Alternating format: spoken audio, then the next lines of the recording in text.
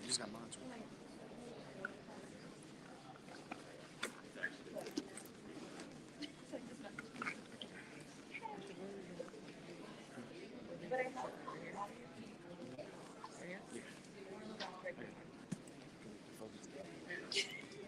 Make sure it doesn't cut off. I don't know, it's your phone.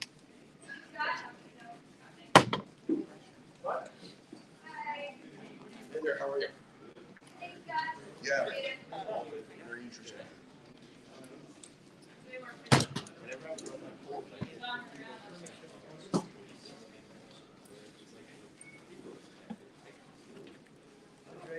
Yes. Just doing my what was your first name again? Christina. Christina. Okay. I just want to make sure if you have a question, I'd like to say your name. Otherwise, I just point, you know.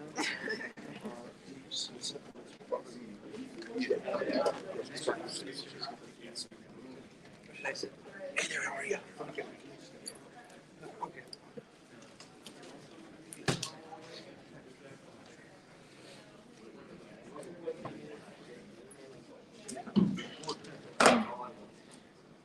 Maybe if we get a chance, we can get somebody in the chat. Or maybe not. I don't know. We may not be able to actually set up. But if we can, we can. We'll see.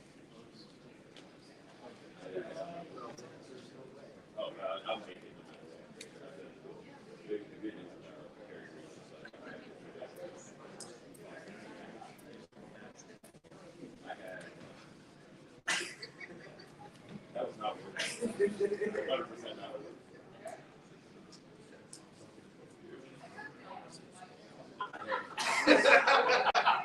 That's it. She's coming from the site. So I think remember. I'll jot down stuff on the just send it. Yeah.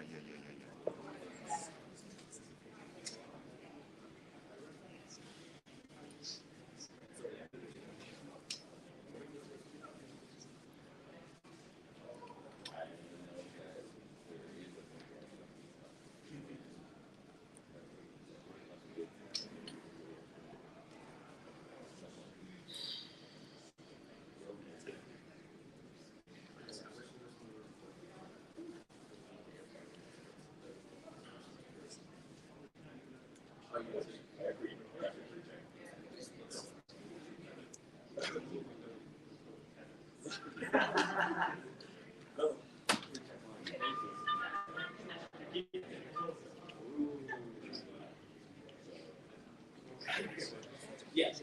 Yeah. Thank you so much.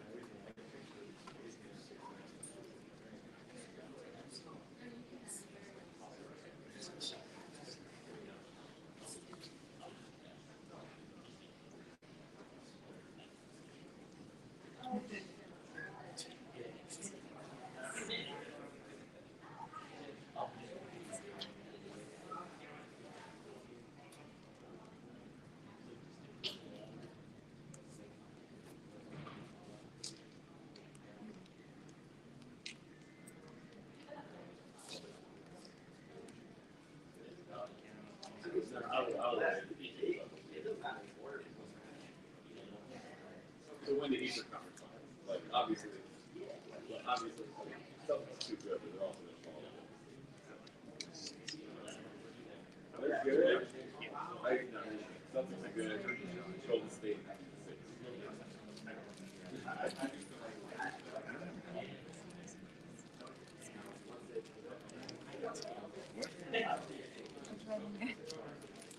It's raining like What? I eat a little bit. But are you hungry? Oh no, we can absolutely. Okay, okay, well, absolutely we'll get you later. Yeah, absolutely. Sure.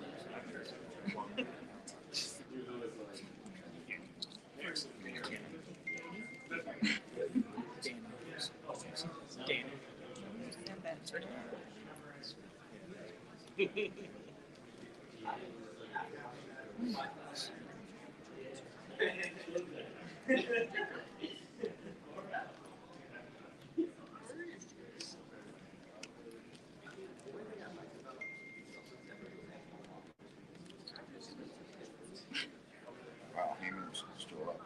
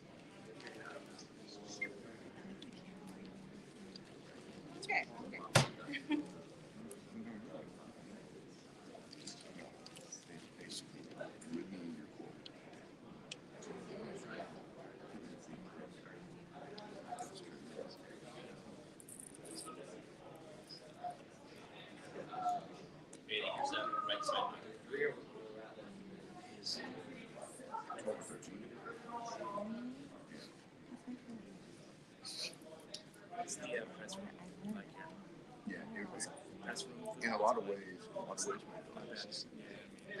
Best they I've ever probably had. should have done 2 shows. If they done a Saturday night show and a Sunday night show, 3.5 hours each, they'd be phenomenal. They wouldn't be too long. Honestly, Lakers. They'd be more focused. Samoa Joe mattress 4 minutes.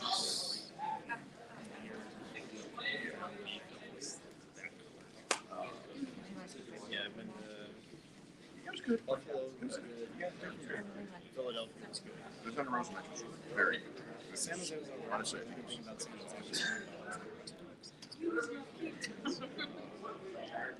Washington, DC. Yeah. I felt like they would have gone all so, Paul Adams was good. Knicks is good.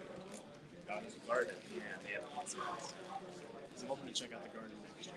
Just, do you road? Yeah. I do now. Oh, nice. Yeah. It's one. Yeah, I started full time in February as an experience. Oh, wow. Yeah, I didn't really go on the road. Yeah. But first month on the job, I was already doing Philly, Buffalo. It was great. Nice. Yeah. Seattle, actually. So I was out in Seattle.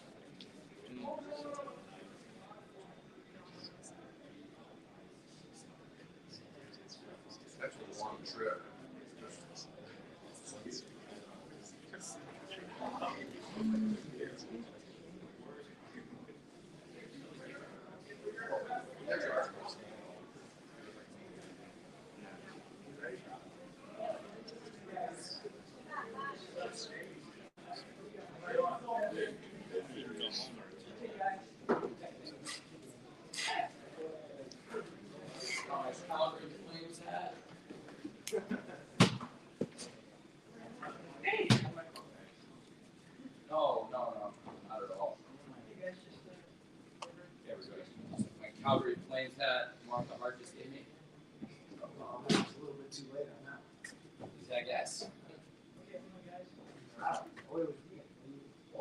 But nevertheless, Martha Hart, it was really nice gift.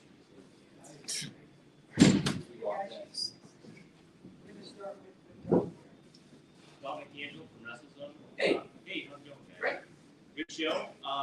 See a month. How does it feel knowing you got a title now and just moving forward with just kind of almost like a new era for AEW, starting off with you in a way, looking to establish more of the brand, so to speak. Are we using these? Do I need to talk into this? These are on. Do I need to talk Yeah, into no, this? it's just for us. Great. Great. I wish I had my phone so I could see if I had Russell's on block on Twitter. Very unfair. Yeah, that's a fair thing. What was the question? So Rob's gonna start. just starting off with winning the title, and then going to just starting kind of like a new regime or a new start. For how's it kind of feel going with the title starting off now?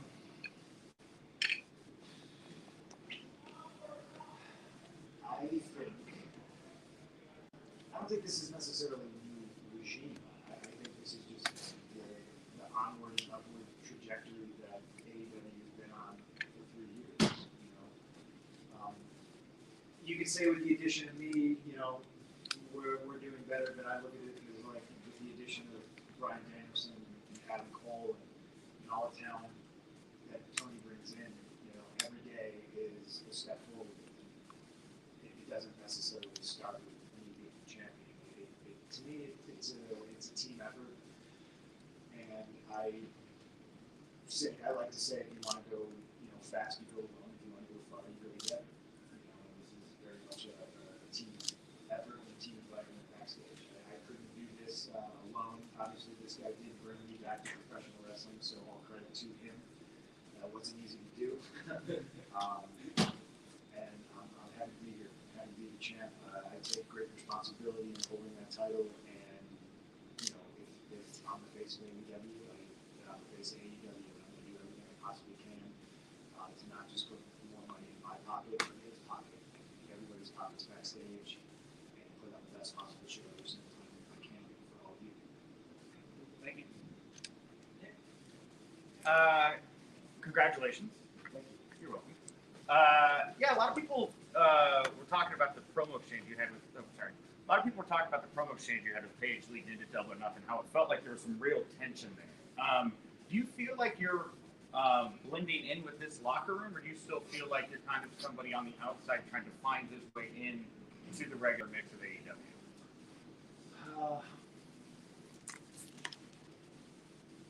I've grown so wise in my old age that I'll do my best to be as diplomatic as I possibly can for this answer. If there's people backstage that don't like me, it's a minority.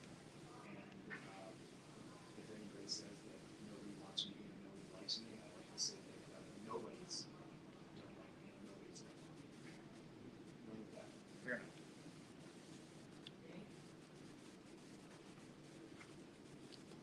Danny Webster, Las Vegas on Punk. You kind of touched on it on Dynamite about over 10 years ago in this city. You had the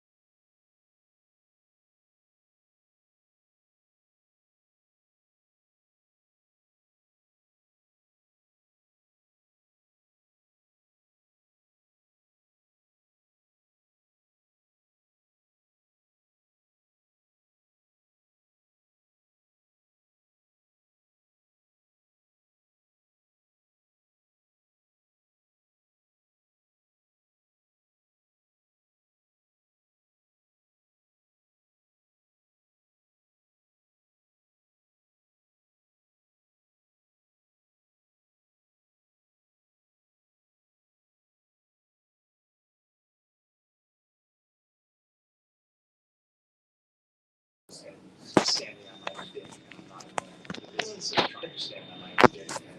And I say it one more time. I don't do that here.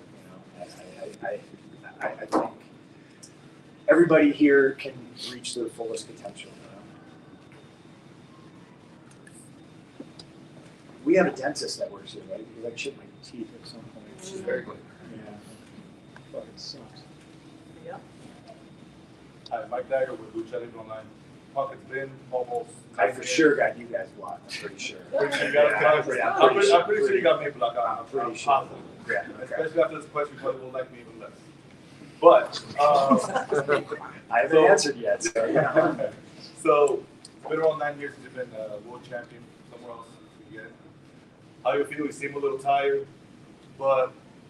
Well, the show was like fucking 12 hours. You're not tired? Oh, I'm tired as hell. Y'all's match was like 2 hours. So, but my real question is, you had like a little bit of a Twitter war not too long ago with Eric Bischoff, where he, and I quote, he said that you were the biggest financial flop in wrestling. That's fucking bullshit. I can tell there's only one person that can attest to that. I don't know what other people. I can only attest what's happened here in public record, and some of these things are a matter of public record because things of freedom of information and stuff. So we do, have over the years a good amount of financial data in pro wrestling. I can tell you, like, no one wrestler has ever come in and made a bigger plus delta financial difference in the history of my company going into, this is the 3rd year anniversary this week, going into year 4. No one person has ever made a more positive impact. We just did a record pay-per-view buy. Every pay-per-view, he's done a 4 pay-per-view cycle now. Every one of them was the record. Whether it was All Out, where he was a huge part of the draw with Darby, and his debut, of course, is a huge thing from the first dance, the biggest Rampage draw in the history of that show. The matches, he carried the Friday Night War, which, by the way, is a matter of record in fucking court in the state of California, that we won the Friday Night War. Just ask Jerry McDivitt, because he fucking wrote it. And this guy won it versus Matt Sydal, who's a great wrestler. He had another goddamn great match on Friday night. This fucking guy, he fucking did the Friday Night War. He did the first dance. He's done the record Double or Nothing. He did the record All Out in his debut. He was a big part of a record Full Gear, a great match with Eddie Kingston, and fucking he wrestled a bunch of young guys, a bunch of veterans in between there. Will Hobbs, Daniel Garcia, goddammit. And then he showed up and did the biggest program in terms of everything, TV, box ever with MJF. And then he did the goddamn main event here. He's the biggest part of financial success in the history of this company. Let's fucking go! We gotta put Ether behind that. Yeah, good answer. I will quasi answer that. I didn't have a Twitter war with anybody. I never mentioned my name, and I think people like that just need to die in the dark, and I don't need to speak their name and stuff like that. I'm focused on what we're doing and the positives we bring to the world. I don't want anybody to die. but nevertheless, it is bullshit what he said. Yeah. We don't need to. Everybody's got a shitty opinion, so just let them have it. That's a shitty opinion. It's the most bullshit opinion I've ever heard. And like I said, I hope the answer I gave backed up why he's the opposite. He's actually, for us, the biggest financial success story. Okay, we're moving on. Thank you. I works me up. Oh, sorry. After the match, you kind of made a joke, kind of in jest and kind of not about never doing another buckshot lariat. Yeah. I mean, did you feel like when you did that, it was like, oh my God, I made a mistake? Or was it just like... Oh, I'm sure you're not going to give me 5 stars. Yeah, that's one of those fucking things. That's the only time that I've missed it since I've tried it. I did it on TV, and I just didn't hit it for whatever reason, and it sucks. But it's the fun thing about pro wrestling is I'm more comfortable when shit goes fucking sideways and not everything needs to look perfect, in my opinion. I'll probably beat myself up about it way too much, but mistakes happen. So now going forward as champion, are there any names that you're looking forward to more than others? I mean, there's a list of 30 guys or more that we could go right through, but is there anyone that you're going like right now, whether it's whoever it is, that you're really looking forward to going against next? Oh, well, obviously we got Forbidden Door coming up, so to me, focusing on that, I think Okada, Tanahashi, Ospreay, guys like that. I'm looking forward to stepping in the ring with AEW talent. I always think number one with the bullet is going to be Bryan Danielson. I've never wrestled John Moxley. I wrestled Dean Ambrose, so that's an interesting matchup. There's still guys on my list that I've never wrestled with Jungle Boy, with the Starks. I could probably finish out my career wrestling FTR like every day for the rest of my life, and it could be different and fun every single time. Will Hobbs is another guy that I think has all the potential in the world. We've got a really stacked roster. It's almost a crime that we can't do everybody justice at once, but I think we're getting there with baby steps, and I think we're learning. I think we may make mistakes, but instead of dwelling on it and punishing other people or ourselves, I think we move on and we just try to learn from things. Bryan Danielson would probably be the first guy that comes to mind. Very selfishly, I think that's him. Will Washington, Fightful. So you famously had two other reigns that kind of kicked off summer in 2005, the WWF 3. You won the ROH World title, and it kicked off what was known as the Summer of Punk. Fans kind of dubbed 2011 Money in the Bank, the Summer of Punk. And now we're going into another summer, and here you are, the AEW World Champion. How do you feel this next reign can go the distance and top what you did with specifically the first run with Ring of Honor? I don't know. I mean, that's the goal, right? And it's weird too because I'm a fall guy. I like Halloween. I like the cooler weather. But summer seems to be my time of year. I think we top it by telling great stories and making the focus wrestling. And I have a crazy sandbox full of talent that I get to wrestle on, and I think that's how we try to top it. I feel like this is the first time in my career I'm more comfortable being the good guy. I've always felt a little shy about it. I feel more connected to the audience than ever before. It probably has a lot to do with me disappearing for so long. And every day really is a gift. And I think that the fans feel that, and I think I project that. It's just like, and this could all be gone tomorrow, and I'm just trying to really relish every single moment I have in the ring and make everything special. That's how we make that the best summer of Punk. Just try to make every moment count. Dave Schilling? Dave Schilling, LA Times. Two questions, one for each of you. Punk, you have wrestled a lot of the best in AEW so far, and I think this is probably one of your best, at least I think from a crowd response perspective. I certainly love the match. Where do you rank this in the matches you've had so far back at AEW?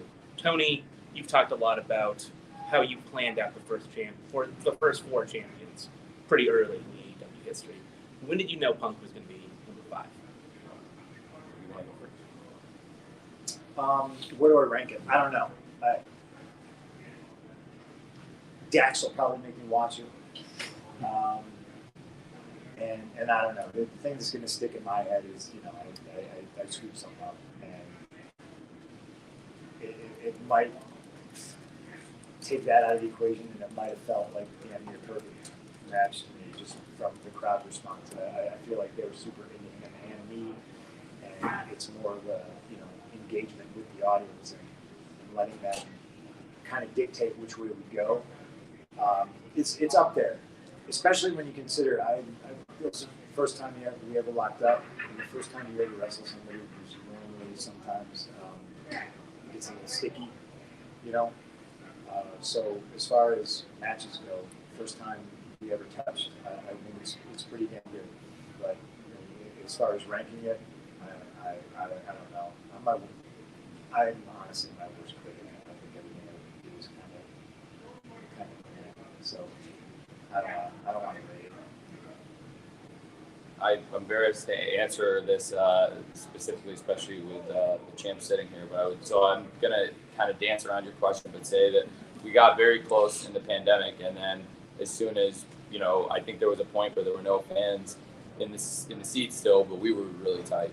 And then things came together, and the first dance signed up, and it was like this miraculous thing that the United Center was available right before All Out, right? Like within a month of when we came back, about a month and a half when we first returned to the road, and it was exactly what he wanted. And I think I knew he could do it. I knew he could do it, and what would happen. And like I always said to you guys from the beginning, this isn't some Hollywood bullshit comeback. He's here every week. Nobody works harder than CM Punk in this company, and nobody's done more for this company in the last year than CM Punk has.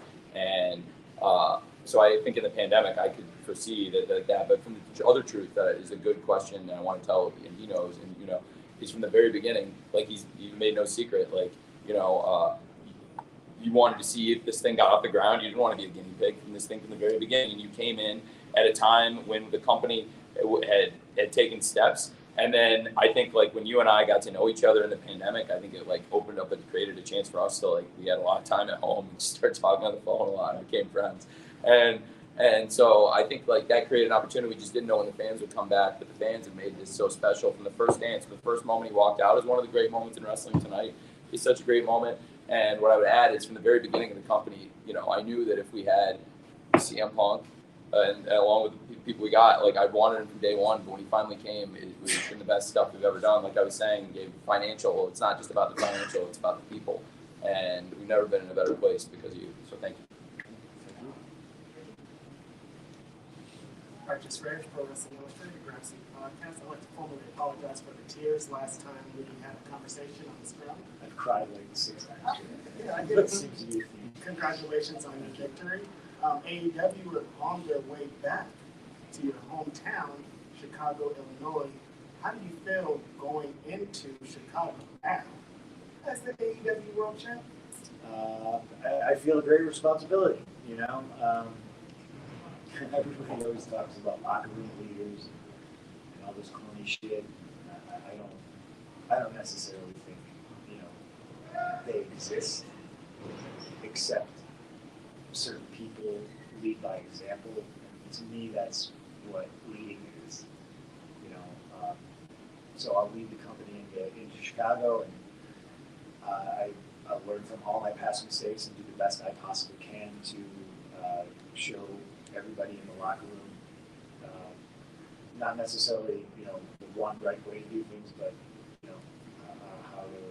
how to operate and how to conduct yourself as a champion. But I'm very excited to go back to Chicago. On top of doing AEW every week, I'm filming 2 television shows, so I kind of haven't been home in a very, very long time, and I'm hoping my schedule clears up a little bit so I get to actually spend maybe a week or 2 at home before the pay-per-view, but we'll see. Shooting a television show in the time of COVID is actually more chaotic than pro wrestling, but I'm hoping to just keep working hard and staying healthy. And the show's already sold out, so to me, my focus is selling pay-per-views. But I'm very excited to go. You're also leading the company into LA, champ. I am. The forum. It's so weird. A couple weeks ago, I went to the forum to see Bill Burr, and I was sitting there, and I was watching Bill Burr, and I just was looking around, thinking, man, this is so crazy. All these people came to see this guy. Hey, wait a second, we sold this place out too. It was like an aha moment. I was like, wow, it's pretty fucking cool. It's a famous building, and again, fortunate and grateful every day. I can say I still love the Staples Center, and now I can say part selling on the forum, and it's neat. It's exciting. Bill Burr was here last night too. Was he? Yeah, he was here. Son I saw him. He was following me everywhere. Great. Okay, last question, Stephanie. Hi, Stephanie Chase from the Spy. The last time we saw you here on one of these, you had just gone through this feud where you kind of looked back on your whole career and you were very emotional. So I'm wondering about the timing now, having just done that, was that good to get that kind of out of your system at cathartic moments, and now you can move on into maybe another stage as the AEW champion? Yes, it's very much by design. Come back, get your feet wet, show that you can still hang, do a bunch of callbacks, kind of catch people up to speed about stuff they may not have seen. Is a happy accident that Tony bought Ring of Honor at the same time, so it's a great advertisement for that company, and I think MJF growing up a CM Punk fan was such a big part of that we got to tell that story, not just like a nostalgic way. We got to tell it through the eyes of a kid who grew up watching it, and different perspective. It's just pretty super interesting to me that we got to tell that perspective and tell that story, and it's just like different chapters. And now this for sure is just the next chapter, and that was about the past. This is about the future, and I'm excited to tell that story. Thank you very much. Hey, you good? You got anything else? Good? Brian, you good? You good? You sure? I actually have a question. I don't want to kiss your ass here, but No, please, kiss my ass. That's why I'm here. I've been watching your matches, and I feel this Sorry. is the best you've ever been as a worker. It's I'm crazy, just right? a guy. It's crazy. And but I wanted to ask your opinion. What you think? Because obviously you had the ROH run, WWE run, this run here. Yeah. What do you feel? I think it's so awesome. I think he's right. I think he's totally right. I think it's so cool. I think you're right too, and it's really crazy. I don't know if it's I'm just older and I'm wiser. I don't know if it's just there's more, like I talked about it before. I feel like there's more of a special connection with the crowd and me. I don't know, man. I'm having so much fun, and I approach things logically all the time. Whereas before, somewhere else, I think there was just all this external bullshit that, at the end of the day, it doesn't really matter. And I don't have that here. There's not all that weird pressure, and I can just kind of go out there and, for lack of a better description, just be an artist, if that makes sense. It sounds super fucking pretentious. This is pro wrestling, right? But I think some of the best guys that ever lace up a pair of boots looked at it that way, And I said it to Mark Ramondi. I said, I used to think, man, 43 was old as shit. These guys should be in the ring, what the fuck? And now I look at it just like I'm in my prime, and I don't want to just use that prime for me. And that's hard to say because here I am and I have the title, but I want to use the time I have now to tell those best stories in hopes that the people I'm working with and the people that are in the locker room watching are like, oh, I get it. Like a lot of it comes with experience and putting time in. So I've developed the relationship with the crowd, and I just think it's this place. This place makes me better than I've ever been because I'm able to reach my full potential. Everything about it. This is this place in the mix of talent, and for all its warts, I love AEW. But this is what I dreamed pro wrestling could and should be in America since I was 15 years old, and it took this long to get here. And I think that's what helps make me be the best version of myself that I've ever been. And on top of that, I got tremendous talent that carries me through and makes me probably look better than I really am. And that's part of it too. I do have a question about that. What was it like as far as, I don't even know if how close you were watching the undercard, but the matches that were, the last couple of matches before your match were pretty freaking great. I mean, do you, and you would probably know that before the show and it started anyway. I mean, do you feel a lot of pressure because you're going to follow some incredible matches? Yes. I mean, does that, and you're on last. You've got to put on a great match because you've got to equal or top what has already happened. Correct. I oddly don't feel the pressure because I think up until this point, the one match that people didn't want to follow on these pay-per-views was probably me, regardless of whether there's furniture and blood and all this other stuff. I I think that's probably why I'm in the position, and I kind of relish being in the position where I think if anybody can do it, it's me. Just because I have the experience, and I can pay attention to the undercard, and I can change things based on what other people have done. So we're not seeing the same things over and over again. And, you're going to see repeat moves and stuff like that, but I think I can adapt more just because I have the experience better than other people can.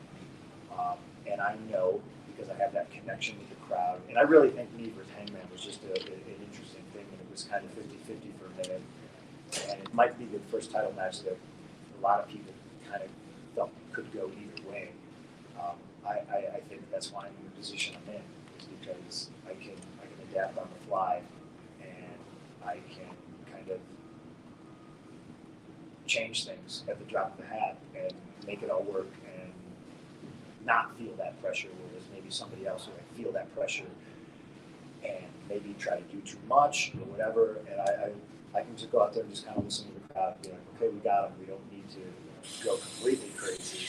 A testament to the crowd too, though, because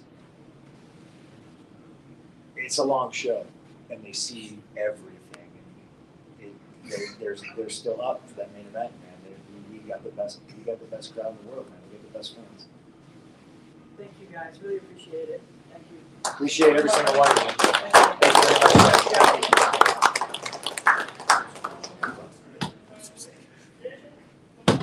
I need an ice bath. Do we have like a big tub of ice? Yeah, I think so. So Topher, can you get CM Punk an ice bath? Thank you, my good friend. Topher's a big part of it. Thanks, everybody. Great job, everybody. Thank you.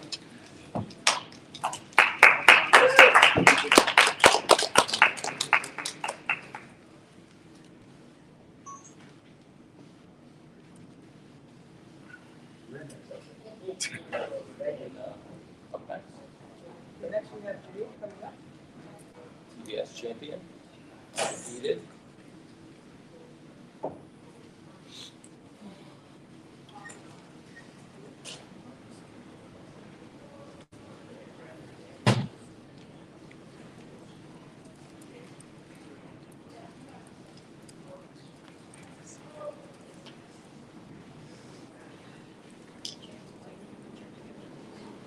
Oh, that's great. Champs photo out there. Sorry, you guys missed that. We'll try to get that to you again.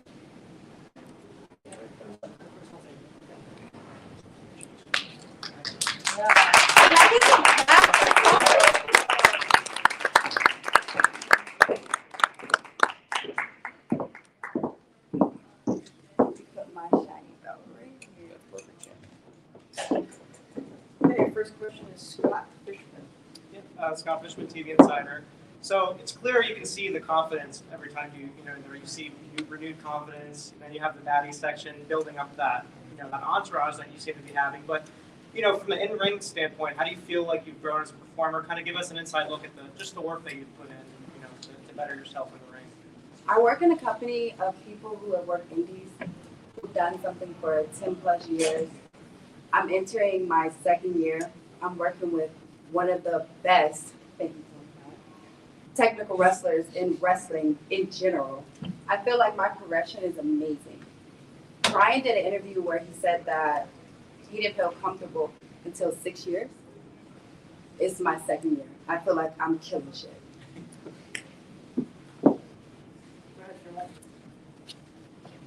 Hi, Jay. Tony. Hi. How has your life changed, being a pro wrestler, and how have you adapted to this new kind of life? So I was a previous athlete. It's not that hard, but wrestling is a whole different world in general. Just from the fans, the schedules, the long hours, the commitment. It's different, and I'm still learning.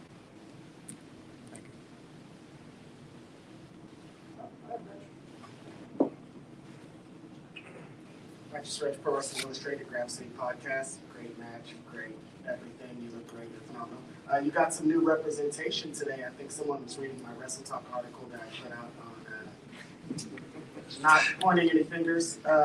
Stokely Hathaway debuted tonight to represent that Cargill, I think, is the best pairing in the history of wrestling, possibly. How do you feel having that new representation here in Scrum?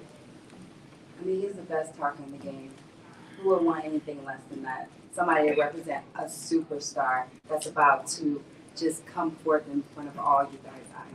I think Tony Khan made the best decision that he could ever make in this situation. If I may, I was in a very unique position, champ. So it was pretty unusual. Stokely's 90 days expired yesterday. Literally. So I have never met him or spoken to him until today because I do things the right way with honor. So it just so happened that his 90 days expired and I had this idea, we were lucky. I mean, there's a lot of independent wrestling and stuff going on. I think he's been around. I guess he's been around Vegas. I had never met him until today. I swear on my life. And I never had a conversation with him. I've had him in mind since 2018, actually. Since like early. I mean, I remember being way back in the day, actually with Cody, and I was saying I really liked Stokely Hathaway. And Stokely Hathaway I'm a big fan of him, and it's funny because he came in today and with Stokely Hathaway. I haven't had another name recently with another promotion. I'd never had this conversation with him, so today I told him I want you to be Stokely Hathaway. I'm the owner of Ring of Honor. You have a great history in Ring of Honor, and not only did I explain, I wanted to pair him with the world's greatest network champion, the world's top undefeated pro wrestler, 2 years in with such a sparkling record, and add to the presentation that's already come so far so fast. And he, like Jade said, he's a great talker, and I'd literally never met him and spoken to him. We'd never talked or spoken until today, which is pretty cool that it worked out. Yeah, it was great. Seriously, guys, I didn't know anything until I didn't know anything. This like was a surprise to me just as much as everybody else in this room.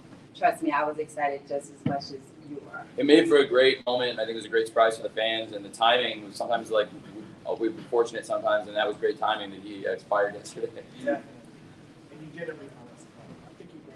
A lot of, hey, I think it's an obvious solution, right? Put one of the great champions in wrestling with one who's already got so much charisma with a great talker, and they can be like Bockwinkel and Heenan. A great talker with another great talker and a great mind. So I think they could be the new Bockwinkel and Heenan. Andreas? Jay, congratulations tonight. Another great match. What does that title mean to you, though? Because on one hand, it's about proving yourself, but on the other hand, it's about representation. On the other hand, it's diversity. And as you carry it, does the significance of it change as your title reign continues? So when I first got the belt, I was like, damn, like this is a lot. This is a lot. I feel like it was a weight. It's a huge weight to have a belt in general, especially for a company that's on primetime TV. But being that Tony Khan believed in me, and every time I got up there, I was like, all right, Jay, you got to freaking kill it. You got to prove these people wrong. You got to do this, that, and the third. And I'm putting in work. It means a lot to me. Every match I have, I'm like, okay, Jade, you have to show them how you're progressing, how you're getting better. Like, you have to show why you're worthy of this belt. You have to show these people who have done this for plenty of years and why all these people telling you that you're this and that and why you're going to believe in yourself and keep pushing. It means the world to me. I love looking at this belt. I am the first. I am the finest. And I believe I'm very much deserving. I want to follow it with, I know that we don't do the A and B titles, but you feel like that's the A title. You carry it like you're the A champion in this division. I have no comment about that, but we all know. Let's just say that. Alicia,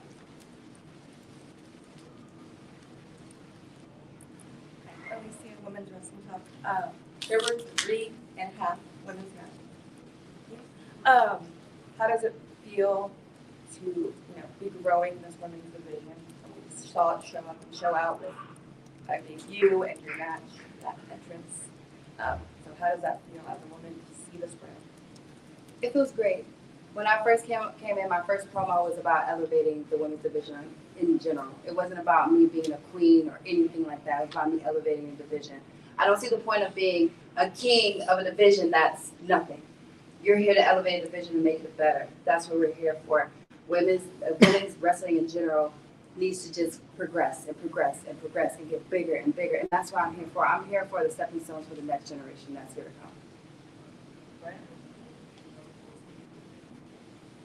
Ryan Zone with Money in the Bank champ. Money in the Bank? Yeah, But and we're not talking about that though. So we're not talking No. we're not. I'm just talking about money. We're just talking about money. That's Jake, you are money. Congratulations.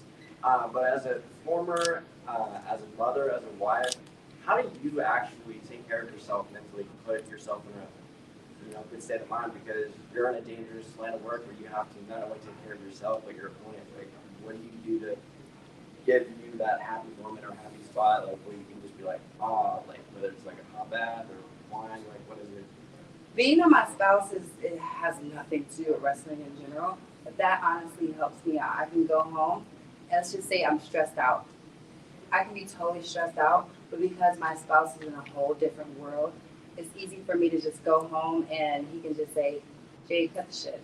Sit down. Breathe, relax. You're in a whole different world right now. Wrestling in general is its own bubble.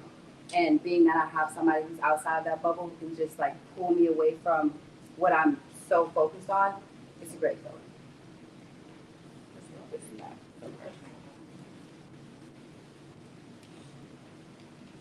Will Washington, Rhapsody. Anybody?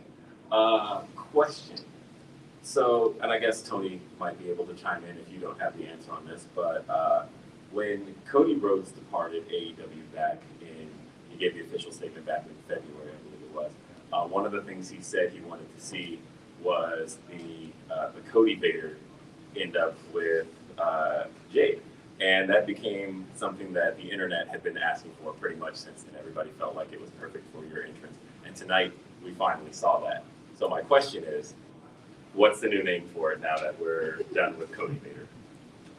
I guess I'm gonna keep using it. You guys, Will, you're costing me several $1,000s a week. It's funny. It adds up to like $150,000 a year. Like, it's a great show. Maybe we'll keep it. It's great. It is great. I thought I'd save $3,000 a week, Will, but you're pushing me to keep it. But tonight for the pay-per-view, I thought it was. Thank you, champ. Thank you, champ. But we can call it the money lift if we're gonna call it something. That's it. The money lift. It's done. Greg, it's the money lift. I'm sorry. Yes, sir. We'll take it out of the budget. Thank you. Thank you. Dominic D'Angelo from WrestlingZone.com. Jade, I got to thank you. Dominic D'Angelo from WrestlingZone.com. Jade, I got to tell you in Pittsburgh that you're my girlfriend's favorite wrestler. She's not a wrestling fan at all.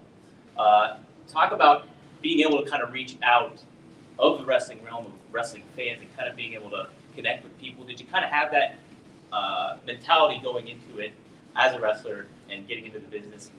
How does it feel to kind of be able to do that in a lot of ways too? Well, first, I must say, thank you, girlfriend. Second, I feel like that's what I'm here for. I want to reach a whole nother demographic that we don't have in wrestling right now. I want to be the person where the wrestling fan is watching wrestling right now, and their friend that doesn't care about wrestling at all is watching, and they're into fashion or whatever, and they're like, damn, who is that? Like, let me watch that, and they get into it, and then their friend watches and pulls them into it. Like, that's what I'm here, is to reach a different demographic that we don't have, and to be that crossover, and to reach that fashion designer, or to reach that makeup artist, or to reach that person in Croatia, or whatever it is. That's what I'm here for. I'm here to reach your girlfriend that's not into wrestling. Like, that's what I'm here for. I love fashion. I love sports in general.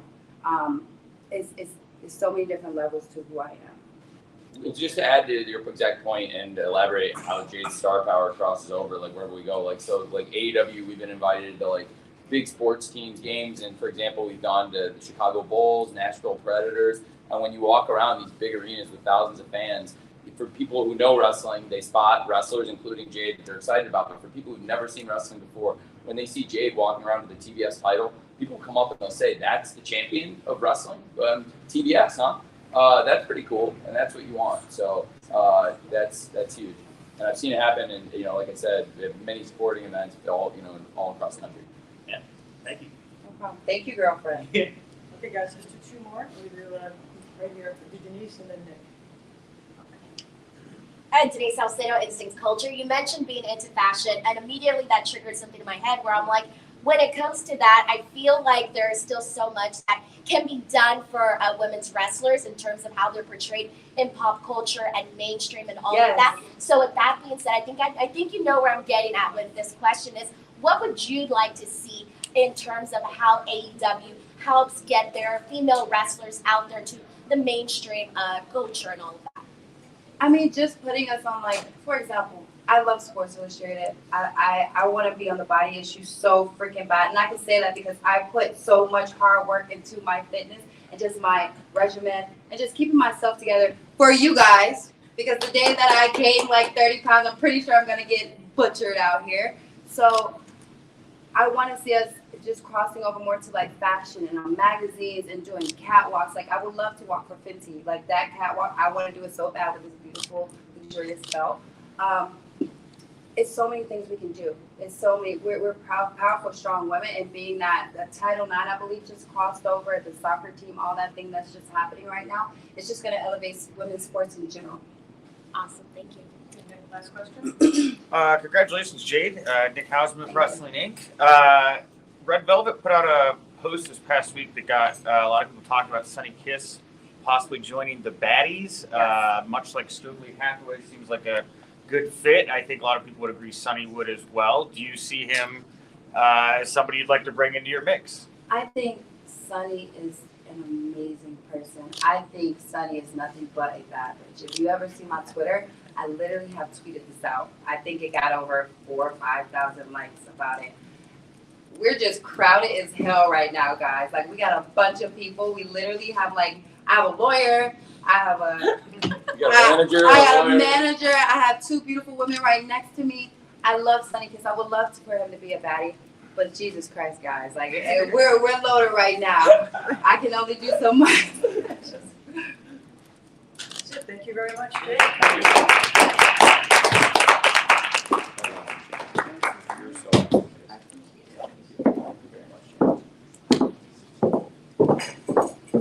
I hope you guys enjoyed the show tonight. Thank you, Jade. You guys, next up, we're going to have Chris Jericho. Why don't you give me some hands? Oh man, it's gonna be fun. Dave, why don't we start with you, okay?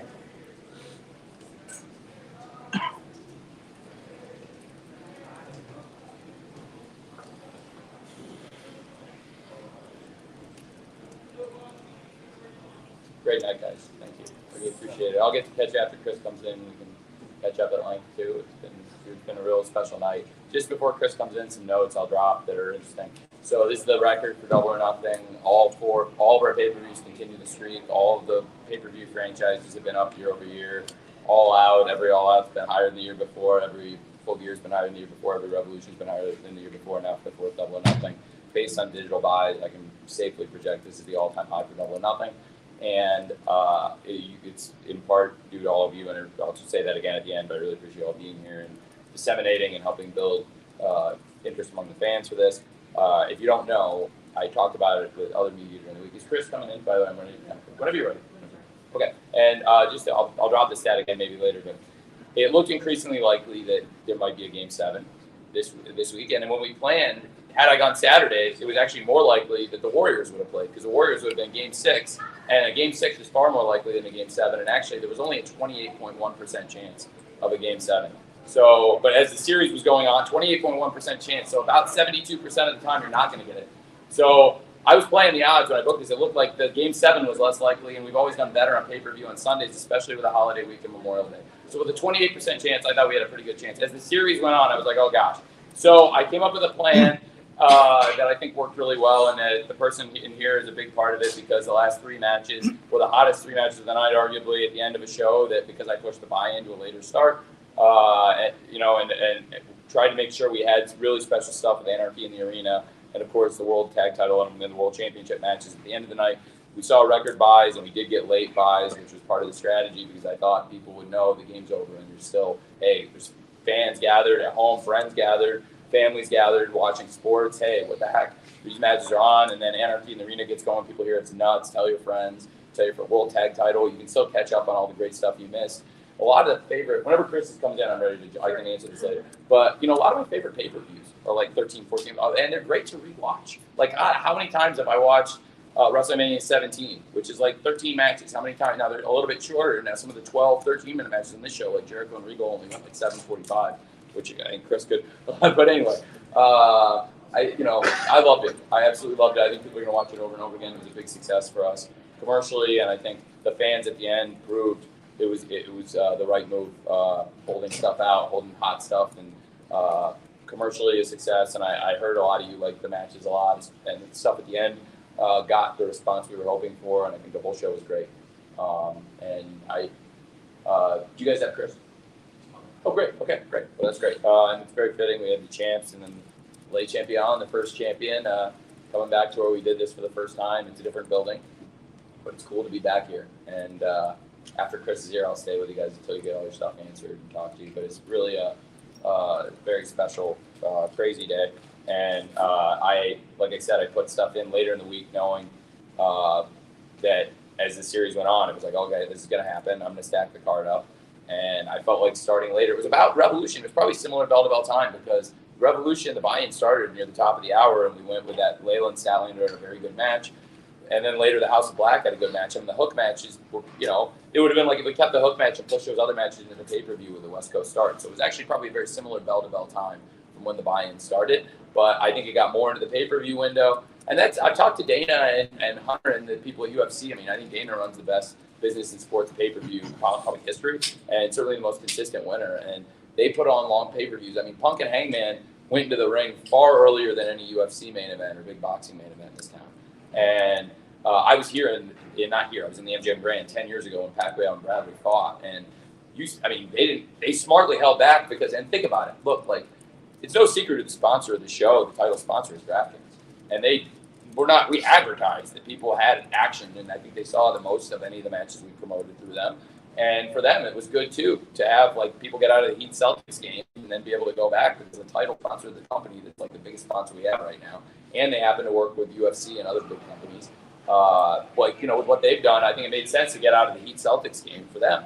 And speaking of a guy that ended this with the hottest last 3 matches I think we've ever done on any pay-per-view, and is a huge part of why this was a huge night and one of the best things we've ever done. He's been big from the beginning. Did you speed up? Hey guys. Hi. Thank you. Okay, first question, we've got Dave Meltzer. Chris, how you doing? Oh, hey Dave, what's up, man? Not too much. So the match is Tokyo, maybe, right? What? Tokyo Dome, maybe was the last time I saw you, 2020. The last time we would have been Tokyo, yeah. What a world went nuts. Yeah, right Yes. before. Yeah. So, what was it like? I mean, you had 10 people. I mean, and that match was just insane. I guess is the best way to put it. Yeah. I mean, what was it like putting this thing together? Because I was just like, there was so much going on that you almost have to watch it like 4 times to catch everything. I mean, it was insanity. That's all I could say. Yeah, first of all, I just want to say that our production team, our directors, did just an amazing job because it was very crazy. We had done the Stadium Stampede the last 2 years, obviously, and it was because it was a product of its time. I just watched the first Stadium Stampede with Matt Hardy for his podcast just a couple of days ago. It still holds up. It's such a great spectacle, especially when none of us really knew what was going on. We had to record the whole thing in an empty stadium, obviously. Then last year was kind of a combination of the Stadium Stampede and then a live, the finish was in the live arena. So we were talking, what are we going to do this time? We thought about a couple different things, a couple different names, and then we just said, let's make it kind of a Stadium Stampede, but in the live arena. I was standing in the back. We were standing in the back in the arena, and literally I said like, "Arena Anarchy." Yeah, and I was like, "Oh shit!" But then you ended up going to Anarchy. Yeah, it was better, but it was just like we were looking. It was a great choice. Yeah, we wanted to do something with that spirit, but transpose it into the live arena. Now, a street fight is a street fight. We said, look, let's just go completely over the top, and also keeping in mind that we have 10 people and only so many cameras, and we got to keep it where the fans can kind of still see what's going on. So we came on Thursday and just started talking about it, and so I started thinking, okay, this is really cool. And then being out there and feeling, I think people really enjoy it, and I think the place where Tony placed the show was very smart because it was the right place to kind of kickstart the last, third of the whole show. Well, we're going to answer one thing. Sure. Because of the way this match went and everything like this, do you think this can be like one of your company's signature matches, like where you do it once a year or every 18 months, or something you go back to?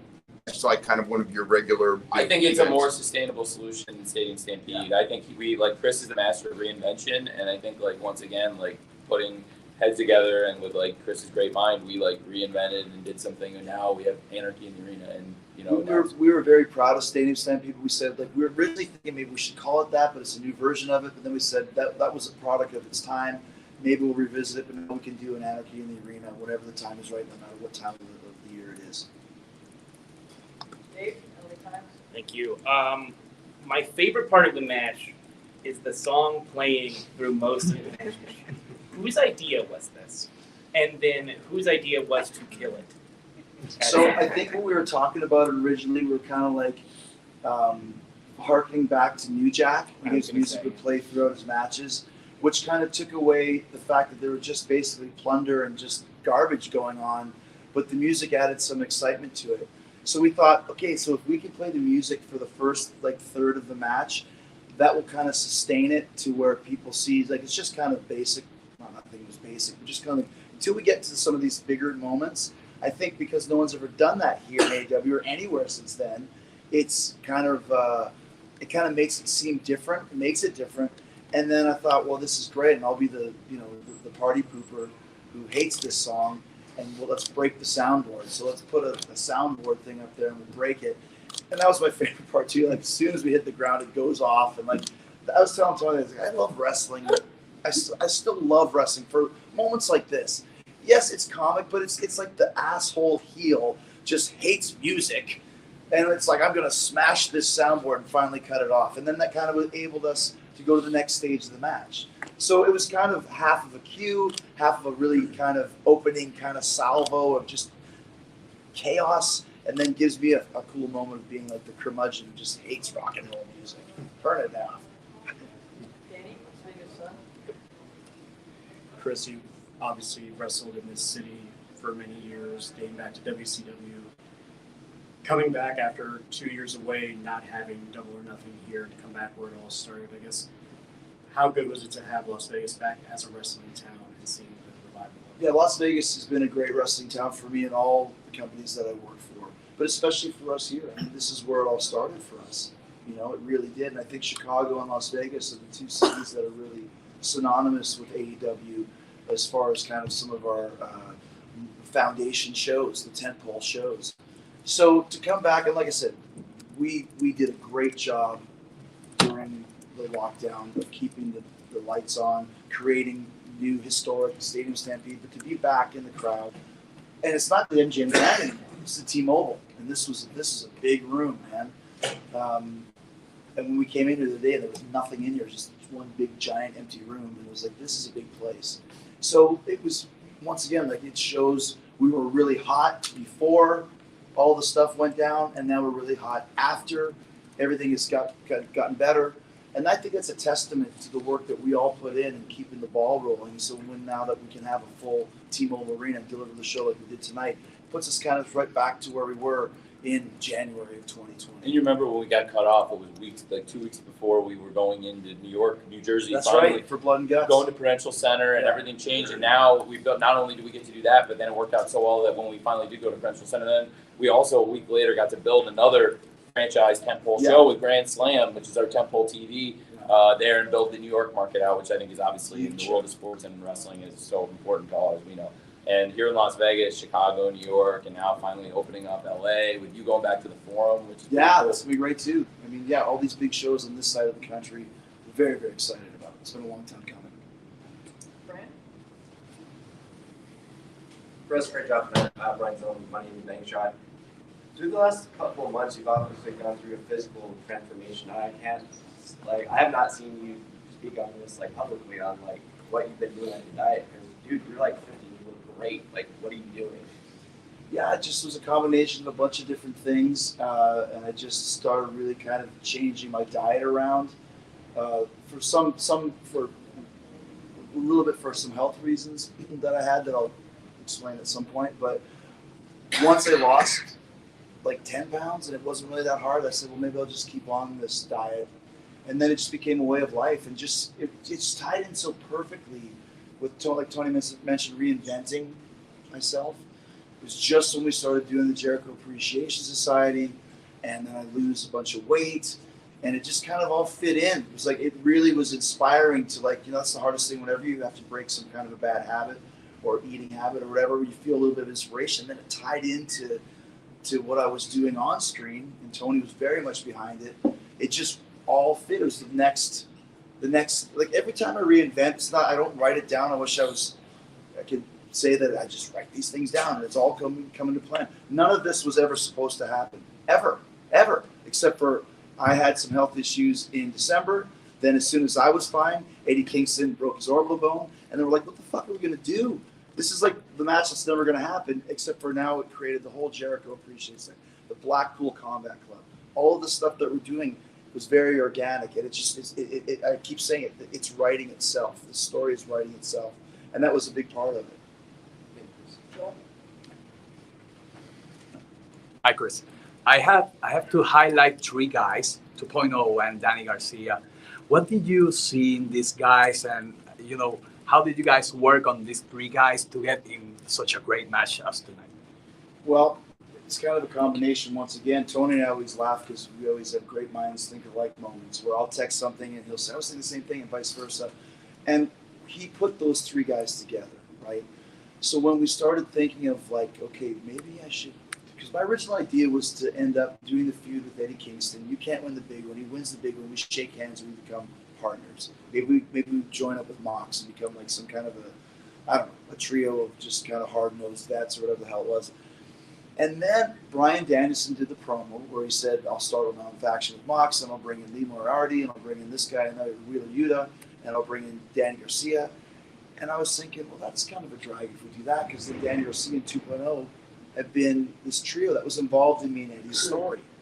And I thought 2.0's doing really good. We kind of brought them in and didn't know what to expect, and they kind of really killed it. And then I started thinking, why would we ever break them up? And why would I not use them and turn on everybody else and keep Jake as the heater and start a whole new faction? And it was just like, that's it. Because Eddie had just done a thing where he said that Santana and Ortiz didn't win the tag titles because of me. And it sprinkled this little shadow of a doubt in there, and that's when Eddie got hurt and he couldn't work. So I said, let's do a thing with Santana and Ortiz. Finally, the inner circle goes our separate ways. Sammy quit because he was the champion at the time. It's between you guys. It just all fell in place, and that's when it was like, okay, I can use those 3 guys and start a completely new thing and put the spotlight on them, and not just on Danny, but on Matt and Angelo as well. And they've done a great job. I mean, Matt Menard has become one of our best characters on the show. I mean, he's what Pat Patterson would call a gimmick. You're a gimmick. If there was no wrestling, you'd do nothing in life. And that's basically what he is. He's a gimmick, man, in the best possible way. So we've really kind of seen this, and like, Jake Hager's always very underrated. He's all into it, and just let's all wear some white tonight. Let's wear Kangol hats like Danny Garcia, who was like originally he was like, well, he's a sports entertainer, and people were furious. The Ultimate Wrestler is now a sports entertainer, and what did he do? He wore a Kangol hat. I was like this. I was this many days old today when I wore my first Kangol hat. What the fuck is a Kangol? Where'd you get a Kangol hat? You weren't even alive in 1996. So everyone's got inspiration and everyone's feeling it, and it just creates great moments and great matches like we saw tonight. You guys, a couple more? Ryan out. Chris, yes. I'm intrigued at your ability to get things over that you've done throughout your career. And I've noticed that, like, Bryan Danielson will come up with an idea of something that he wants to get over. Like he saw the Yes thing from... right. Yes. But it seems to me that you will do something, and then you will see that there's an ability to get that over. Like when the belt got stolen, you did the promo in the hot tub, and you mentioned the bubbly. I don't think that you, at the time, and you can correct me. No, there was no bubbly, yeah. Yeah, I don't think you had the idea that I'm going to get over this phrase, the bubbly. Right. But you saw that it got over, and then you went with it. So how would you, I just kind of want to know the way that your mind works. Would you say that the majority of the things that you get over, the list, the bubbly, I mean, you can go throughout your career, were these things that I'm going to get this list over. I'm going to get this bubbly over. Like, is it kind of like a Danielson thing where you have this idea of something you want to get over, or are most of your ideas, something happens and you just think, man, I can go with this? I think one thing that I'm pretty good at is just reading the room.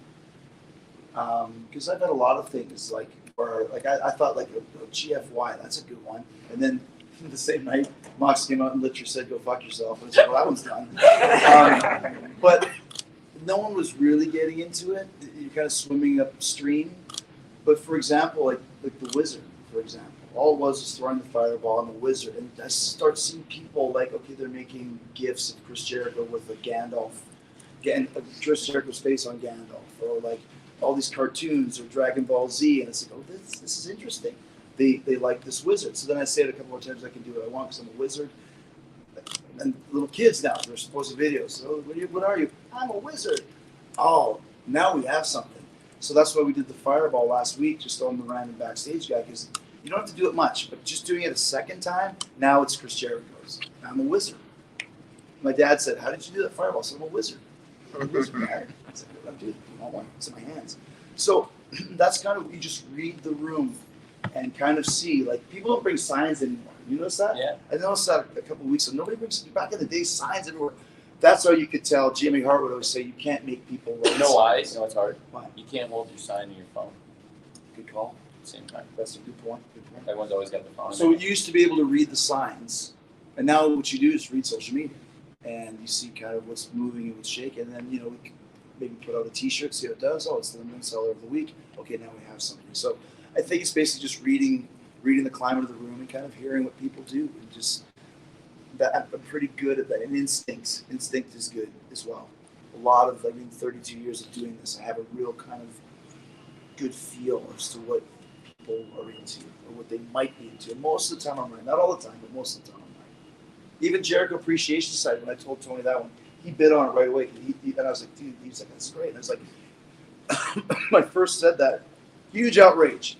Jericho Appreciation, that's terrible. It's terrible. I was like, okay, stop. I'm in charge. You should have called the Inner Circle 2.0. Right? No. That's terrible. And then here we are now. And the sports entertainment. And the sports entertainment. I leaned into sports entertainment as soon as you said it. Oh, what a genius. What a genius. And it leaned so perfect into Bryan Danielson. Well, that was another thing, too. I'm sorry, I'm telling you guys been here a long time. No, it's great. But, so we were in Bridgeport, and Eddie Kingston and I had a face-to-face promo. And he was great because he came in there and said, you know, I don't even know why I'm here. I don't want to talk. This is pro wrestling. You want sports entertainment? Go down the road. Huge reaction. Oh, that's interesting. They don't like sports entertaining. They don't like sports entertainer. Call my trademark guy. Ask you a weird question. Sports entertainer trademark? Nope. It's now.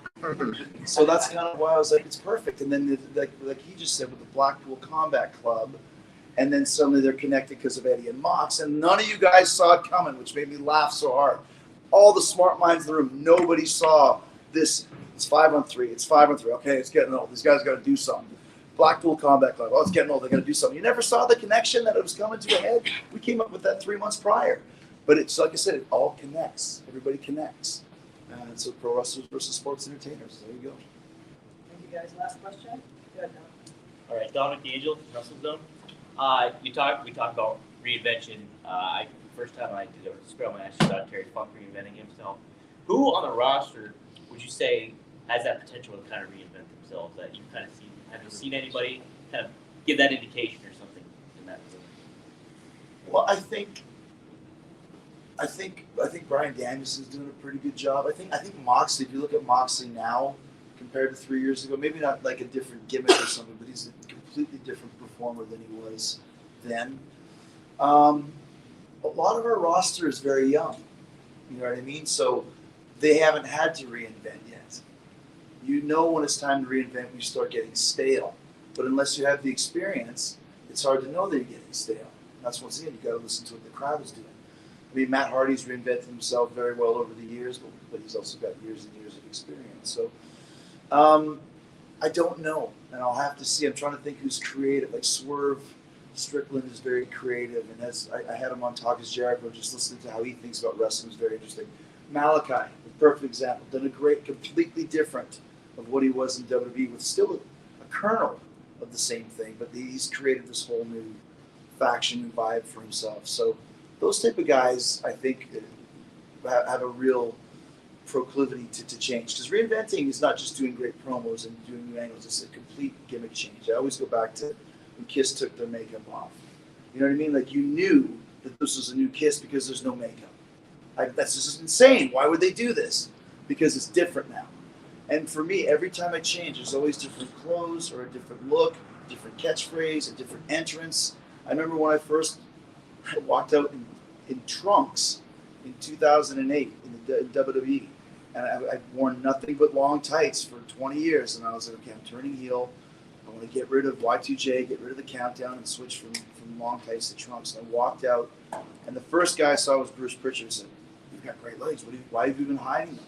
And I was like, "Oh, great!" And I walked 3 feet down the hall. I see Dean Malek. Goes, "You look ridiculous. Why would you wear those?" If I had seen Dean first, I would have went back into the locker room and would have put my long pants back on. Because I saw Bruce, I was like, "Okay, this works." Same with Painmaker. The first time I wore that makeup, the only place you could walk into a dressing room and no one would bat an eye is in Japan. Because they love weird shit there. I remember walking out and no one even said a word. I went to talk to Naito and he didn't even look and he go, "Nice paint." He just said, it was like no one's even commenting on this. This is great. I'm gonna do this and continue on as the Painmaker in New Japan. So like I said, you just have to know and have instinct and be completely confident and not be afraid of what anybody says, as long as you see Bruce first and Dean second. Thank you, Chris Jericho. Thank you. Thank you guys. I don't know, on Revolution, Chris knows this, and I may have even mentioned this to different people here. I thought the last pay-per-view we had, Revolution, before this was one of our best, and I thought Chris's match with Eddie is one of the best matches we've had, and for both men, and then it's like, how are they going to come back and follow up on Revolution tonight and something completely different, completely unforgettable, and somehow you did it. So thank you once again. And I just want to say too, I'm really happy for CM Punk being our new champion. What a story, 7 years away, and then now he's the champion. So I think that was a perfect way to put an exclamation point on a great pay-per-view. Thank you guys. Good seeing you.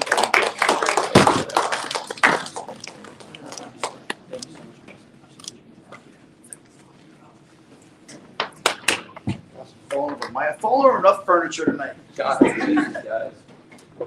Thank you, Chris. Okay, guys. Let me start with you.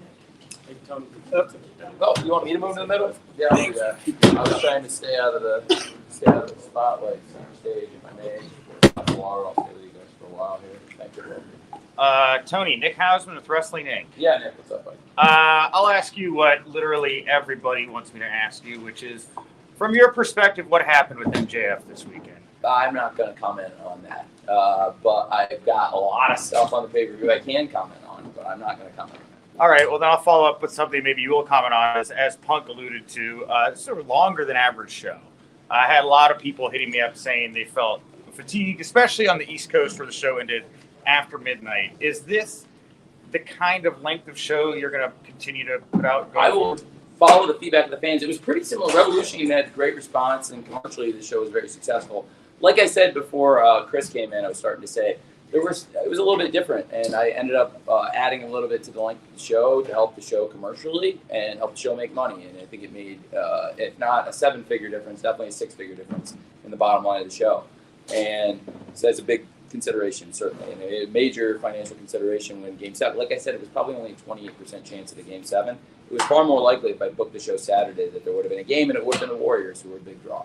And so the Game 7 only happens 28.1% of the time. 72% of the time, this would have been a pretty easy thing. And on the West Coast, I probably would have ended it around the time they always end. Every pay-per-view's ended between the same time until tonight. They've all ended. We've got a lot of the best pay-per-views and done. They've all ended between 11:40 and 11:55-ish.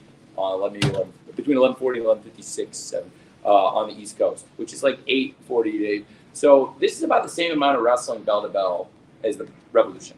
The difference is, I was starting to say, Layla and Chris Statlander had a long, great match before Layla got hurt on the first match of the buy-in in Orlando, which was on the East Coast for the fans. And I thought the fans were far more, from that I learned, probably better to put the stuff in the pay-per-view. I thought the crowd, this is the best.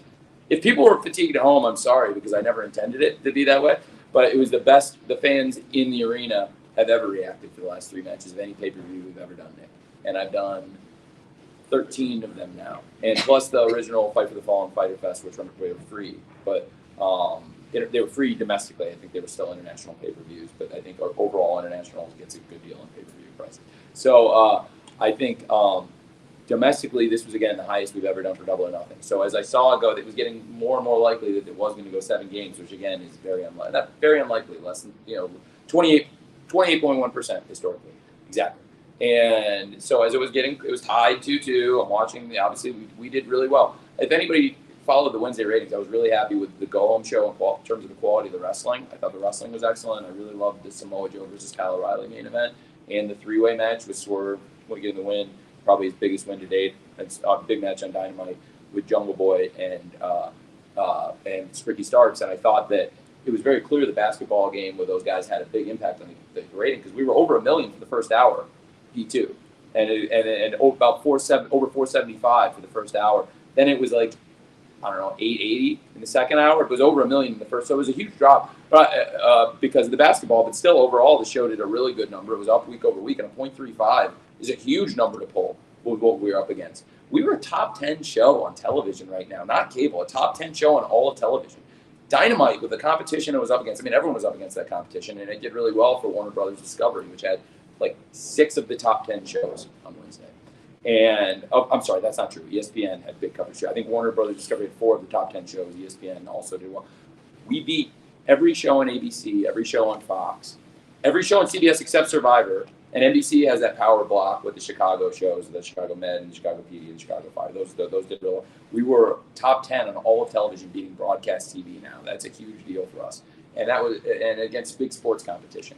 So there was clear, though, from seeing the way the first hour moved, that like it's going to swing our fans. I see evidence that we had by putting the hot 3 matches on at the end, a lot of interest in the show, and it drove. Not only were they the hottest, like I said before, not to belabor it, the hottest the crowd's ever been for the last 3 matches of any pay-per-view we've ever done. So I felt really good about that. People at home, I mean, look, I've had dinner with Dana out here. I think I may have noted to people while I was out here, and with my dad, and we were talking about it. It's a great business strategy for them too. Punk and Hangman went to the ring before any UFC main event you'll ever see, and they do pretty well.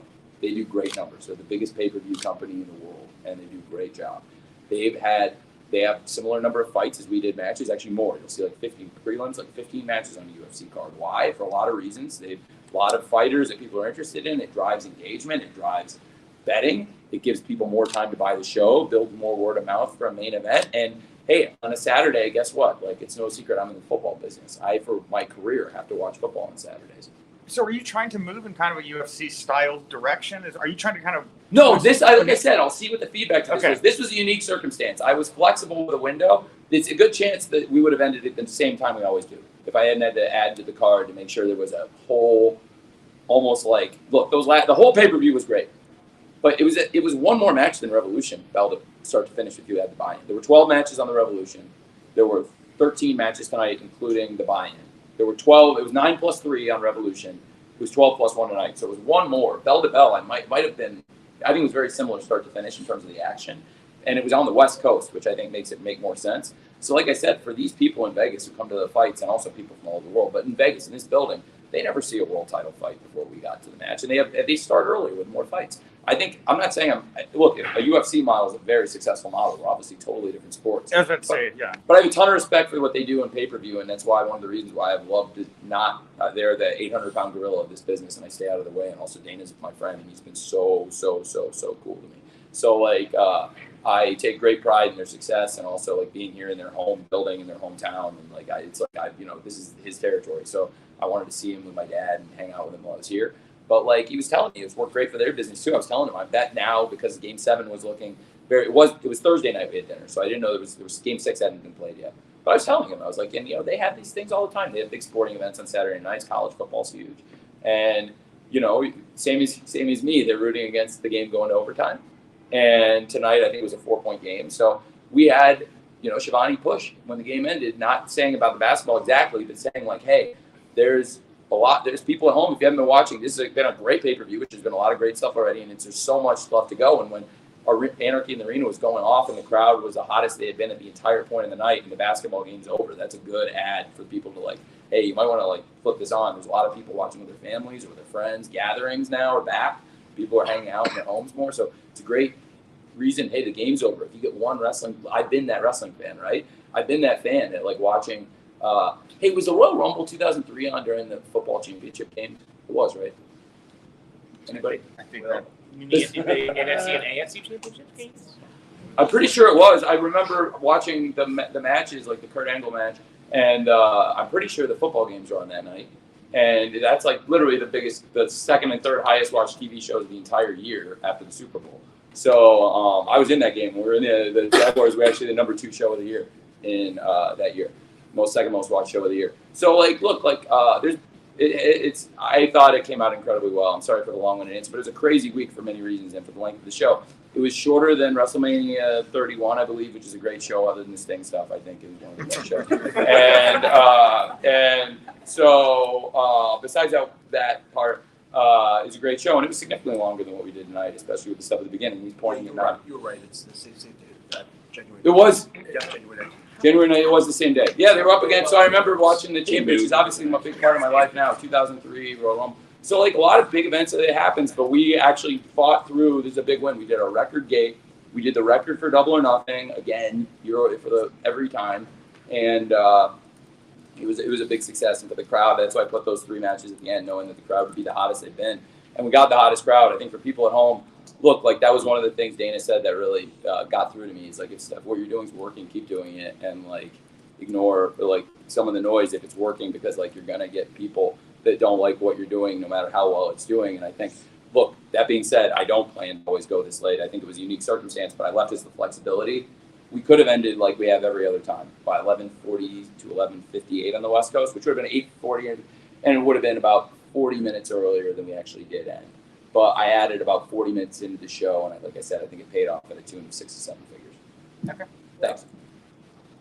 Will Washington. Hey, Will. Michael and Rhapsody. How you doing, Tony? Great. Thanks. How are you? Pretty good. Great. Actually. Don't really have much of a voice. I've been doing a lot of screening. So. You've had a big week. Yeah. Well, you've been traveling? I know. I have been back and forth. You went back and forth? I've been back and forth. You got to see your cousin win a high-profile match on television? Yes, that was great. That was the whole reason I came. So, speaking of which, I have been to a lot of AEW shows. I'm pretty sure this is like my 13th. And one of the things I have noticed is I pay attention to the crowds. And this crowd, for all the pay-per-views I've been at, was the hottest I had ever seen it in the final stretch, especially once the arena. I warned the guys. That was the one thing I said might happen is somebody would do what you just did. But Anarchy in the Arena. Anarchy in the Arena, right? We've used the Anarchy twice. Okay. Yep. So with that said, this was only the second pay-per-view that AEW's ever had in the Pacific time zone. So knowing that going forward, do you see, or is this a better question for Raphael? Well, no, Raphael and I literally talk every day about the booking. So it's a question for the two of us. We're the ones that do it. So do you foresee, especially with talking about the length of these pay-per-views and how, you were talking about you were comfortable going long with this one. Do you foresee doing more shows, specifically pay-per-views, out closer to the West? I do think if the competition was right, I would maybe have had, the buy-in, maybe the length, one match less on the night, maybe one more on the buy-in, maybe 2 less on the pay-per-view, change things. I could have moved things around had, things not gone this way with the timing. But it is nice to have the flexibility. Also, we just want to service the fans all across the country. I think we've been all over and done pay-per-views all over the country. I think there's a lot of great places to do pay-per-views on the West Coast. We're just now bringing the TV to LA this week, which is obviously a good thing for me to plug and talk about now with Dynamite for the first time and Rampage coming to California. And I think now that we're finally doing Dynamite and Rampage out on the West Coast also, and of course Double or Nothing bringing it back here, which I think now, like I said on Wednesday and Friday, I didn't spend any time with I wasn't planning to go out at all. Martha asked me to go out with her, Dr. Martha Hart. I was not planning to go out. She asked me. I wouldn't have taken up. I told her it's her moment, and that's why I got the heck out of there after I did walk her out as she asked, and then I thought she was doing great. She was out there with 2 great ones, and but I wasn't expecting to go out at all. But I said on Wednesday and Friday, Double or Nothing staying in Vegas forever, and I think they showed why. It's great to be back, and there's great markets on the West Coast and the Mountain Time Zone too. As you know, he's a Mountain Time Zone guy from Denver. So there's and that was one of the last Dynamites before the pandemic shutdown. It was the second to last show. It was actually the show after our best pay-per-view at that point, probably to date, was Revolution 2020. And tonight was the same kind of hot crowd, hot mind. I was really proud of it. So it was a longer show, but again, it was shorter than a lot of WrestleManias and Wrestle Kingdoms. So I do think like we get held to a very high standard, which is overall a good thing in sports, as I've seen. Better than not being held to a high standard, as I know from some experience in football in America and at times in Europe. But right now, things have probably never been in a better position to fall right now. I know this is something you probably think about all the time. And this is related to the crowd, which was great. But in WWE, there's a sheet that says baby faces, heels. And if you say, I want two heels to wrestle each other on Raw, you're going to say, how do you know that, Dave? Tell everyone. I'm not, because I worked there. God, this is embarrassing. What did you do there? I was a writer. Oh, okay. This is embarrassing. Anyway. No, wow, geez, why is that embarrassing?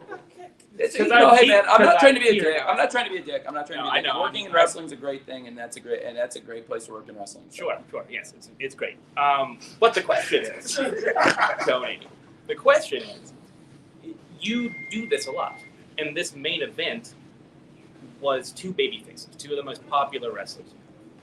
And were you ever worried that when they went out there would be maybe not good tension, but like negative, like weird, like, oh, this person, maybe this is not good for them and their character going forward?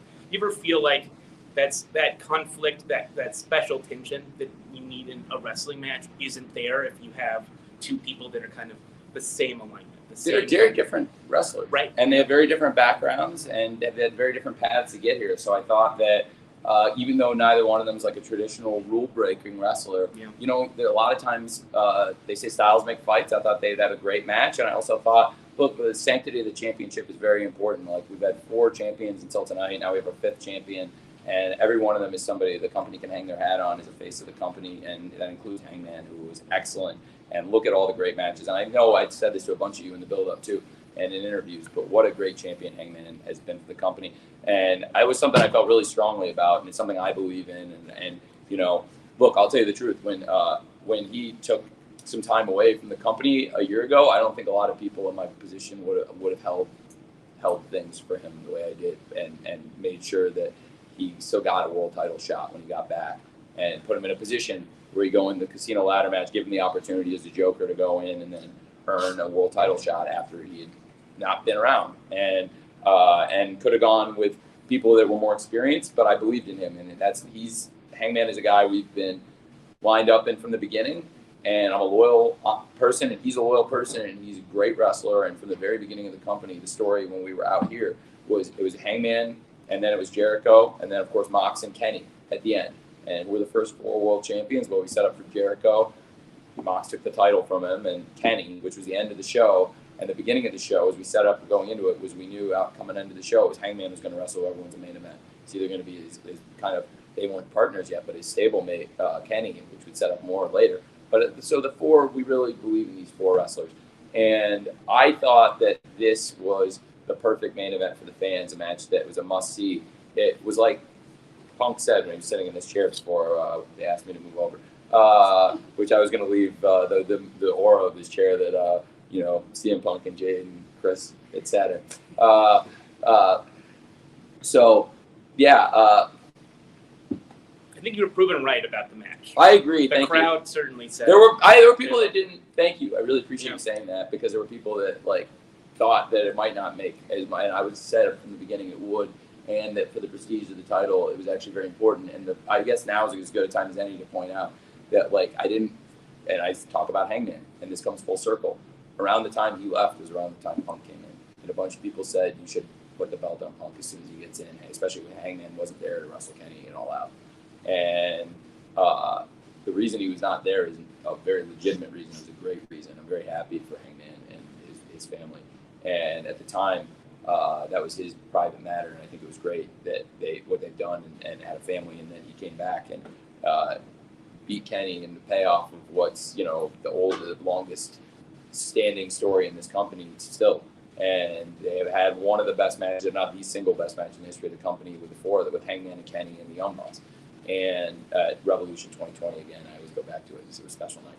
And I think Dave, it was the right match, and I appreciate you saying that because I do feel like it was proven right as I was pointing to somebody in the back because I smiled to him because I told him the crowd was going to and a bunch of people worried about the length of the show, and I told them commercially this is something that is going to be very good for the bottom line of the company, and I promise the crowd will be hotter than ever, and with what we have at the end, it's going to be great. And I thought, between the Anarchy in the Arena and the World Title match, the World Tag Title match was a great, perfect match to go in between. And Hangman, whether it was a Kenny winning the title from Kenny, the first 60-minute draw on live television in my lifetime, I don't know of one. I think Backlund and Hennig was taped, Dave, right? So Backlund and Hennig did a tape match. Yeah. So there's no live 60 minutes in the modern. Terry Von Erich and Ric Flair on the Financial News Network was taped in Hawaii. Oh, that was taped weeks before it ever. Yeah. So there's no live 60-minute Broadways. I mean, there was Iron Man matches, the Iron Man but no, not Iron Man matches. Like actual, like one fall. Have there been a one fall 60-minute time limit drawn left? I don't think so. Sean and John Cena did 55.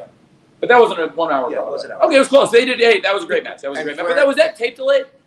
Wasn't it? That was tape delayed. That was also tape delayed. Okay, and Flair and Steamboat did 55 live. Yes, and that was 2 out of 3 falls. So one fall, 60-minute Broadway. It's the only live television in the modern. We've gone through a lot, and we went through a lot of stuff just now. In Japan, it's happened. What's up, Dave? What was the last thing you said? Oh, in Japan, it's happened. Oh, but yeah. I'm sorry. In America, yes, domestically. Yeah. Domestically, the first. So Hangman and Danielson, and then the match they had to kick off the TBS era. Like Hangman was the champion that brought us into TBS, which is like really meaningful and important, and that'll never be forgotten. The Hangman Danielson match on January 4th was a huge success for us. It was January 4th or 5th? 5th. Thank you. I was thinking January 4th from the brain. Thanks, Ralph. Good job. January 5th. I knew I caught myself there. Yeah, on January 5th when we started the TBS era, that Hangman Danielson will always be a huge part of it. And then the matches with Adam Cole, who again, what a way. Adam Cole, what a great moment with Adam Cole and Britt and Martha Hart, I thought. And Adam Cole, great matches with Hangman. The Texas Death match was very special. And of course, Revolution. A lot of people, again, didn't think that at the end they would get the reaction and stuff. And Hangman and Cole, the crowd was as into it as anything. I think, up to for at least for a while there. And it was just an awesome match, and Hangman's been tremendous. Takeshita, great match with Takeshita. I think that was unanimous. So styles make fights, and we talked about the run Hangman's had, and when Punk was in here, we talked about the run he's had, and it just felt like the right match. So thank you for letting me give you a long answer to your point, but just felt right. And as far as how they come together, I think. There's, I hate to borrow a phrase from your former employer, shades of gray, right? And that's UFC, that's Pro Wrestling, that's AEW. Hey, Tony, Stephanie. Hey, Stephanie. Great. So with owning Ring of Honor for the past couple of months, how have you found juggling that with AEW as far as time management, everything else you do, even sorting the rosters and all the rest that you have? And then with it being now a pay-per-view month, plus you've got Forbidden Door coming up, what has that been like? It's been the greatest run we've had. I think it was a crazy time. I've never been busier than I was through April and May, and now it's starting to actually open up and light at the end of the tunnel in a really positive way. But I'm also excited what's coming in the fall and winter. So I'll come full circle back to AEW if I may. So and Ring of Honor, both. First of all, before I go full circle, I'll start. Ring of Honor technically hasn't been a few months I've been the owner, actually. It just closed pretty recently. It was kind of a gutsy thing I did on working off the interim agreement, but I was actually the interim booker for a while there because I hadn't actually, Sinclair was still owning the company, but I had I'd taken over financially, and it was agreed that everything was, it was really cool. They were really good to work with, and I think I was they wanted the Supercard of Honor to happen. I think it made sense if I was going to purchase the company that the Supercard of Honor would happen with me booking the show and running the show and taking since it's after the agreement, But they were great. Sinclair was awesome with it. So I actually just closed pretty recently because they were awesome to work with. But it's a complicated asset transfer. I think sometimes that's stuff that outside of the business. Sometimes people that aren't in the business communication with all the assets that were being transferred, and there's a lot to document, that we had made a deal. And it's a pretty famous story because I was not sure that it was actually going to close in time for the announcement in March in Daly's place when we did the announcement of Ring of Honor. So we worked off an interim agreement. So then we come back to that. As we close that, it was a really exciting time for AEW. The Supercard going back to that and how busy I was around that time. We're getting ready for the NFL draft at the start of April. Fulham is in a really exciting position at that time. It was looking increasingly likely that we would get the automatic promotion, but also we really wanted to win the Football League Championship, which we did. And so going through April, it's always a crazy time for me with the NFL draft, especially I still do the same things I've been doing for many years where I like focus on the players that don't get drafted and try and use statistics to find some good undrafted players. And so that was a really busy time, and we were coming back. I literally flew in from TV in Philadelphia. I came from Philadelphia where Doug Peterson was the head coach, the Jags head coach, and then I came back for the draft. I had been in Pittsburgh and then came back, and I went to Philly and then came back right from Philly, and I literally got in the morning of the first round. And I'd been doing everything on the phone and Zoom. And at the same time, Fulham was cruising. The Ring of Honor, we had just done the pay-per-view, and I'm just really proud of the Ring of Honor pay-per-view. And talk about pay-per-view length. You know, that was under 3 hours. Because I kept it to 3 hours. It's different. If that's really what people want from AEW, I'm open to it, okay? If people want less for their $50, I'm open to doing it if that's really what people want. But I do think, look, a lot of commercially successful things, the Batman, I see people saying to Matt Reeves, like, you made a long Batman, but it's also the most commercially successful thing that Batman's done in a long time. So it's worked very well for us because we did record numbers and the crowd was hotter than they've been. So, you know, you do hear, but again, you see that's the one thing people say about the Batman, right? 3 hours. But You're talking to me right now, but when you started... Well, you're the one who asked. I know, but when you started AEW, you said you didn't want to do these length of shows. You said you didn't want these WrestleMania-length shows. That's what I'm wondering is if your strategy has just changed in the 3 years. Well, I've seen some. Again, I've learned a lot, and we pay-per-view numbers have grown, and again, that's part of like on pay-per-view. I think we've grown as a pay-per-view. Because every milestone we could hit, we've hit. Every pay-per-view year over year has gone up, and we did it again tonight. And it was against probably the toughest competition for any Double or Nothing yet. I don't think we've had to face a Game 7 playoff with two big teams. 10 years later, literally 10 years after the Heat and the Celtics won 7 games, I was here when Manny Pacquiao left the crowd sitting. I sat for an hour waiting for something. And this crowd didn't sit waiting for shit. They had the hottest 2 lead-up matches to a main event they ever had, and then they had the hottest main event. It was the hottest go-home stretch of shows we've ever done. Again, I like giving people a lot for their $50. The Ring of Honor pay-per-views are less money, so I do them a little. It's not to value the fan every bit as much, but we do a little bit. We charge a little bit less, and we do a little bit less. I've only done one, but it was one of my favorite shows I've ever done. I'm really proud of it. And so going back to that, I love doing that, and then since then. There's been the merge. What, are you okay? Are you mad? Sorry, Mandy's shaking his head. Sorry, yeah. No. You're okay. Is everyone okay? No, I'm fine. I was just re-answering going back to your question. Fine. I wanted to address you too. Oh, okay, yeah. I saw Mandy shaking. Oh, you're great. You did great. So going back to this, because I really want to, it's a long question. There's a lot. So if you want to know everything, I'll give you a long answer. So then going through this merger and now the new company we've come out of with Warner Brothers Discovery. That is a really exciting time for us too. It's a really exciting thing. And then even this week, like I did press and I was on Zoom with the manager and the CEO of Fulham and with Marco talking players all the days and get up early for that. And then, Jags are in camp. That's an exciting time. The coaches are starting to evaluate players coming in. It's kind of a quiet time for me in football. I was just at the NFL owners meeting. So I was at the NFL owners meeting in Atlanta talking about media rights and exciting things. I flew out here for TV. So I was at the NFL owners meeting Tuesday, came out here Tuesday night. We did TV Wednesday. Thursday morning, I was up at 5 a.m. and started doing radio on the East Coast at 5:55. And then I did it till noon. Then I took a shower quickly. No, that's not true. I did the all media call. I took a shower. I talked to a bunch of you on the all media call, and then I went to LA and I met with the new management of the company and then headed out there.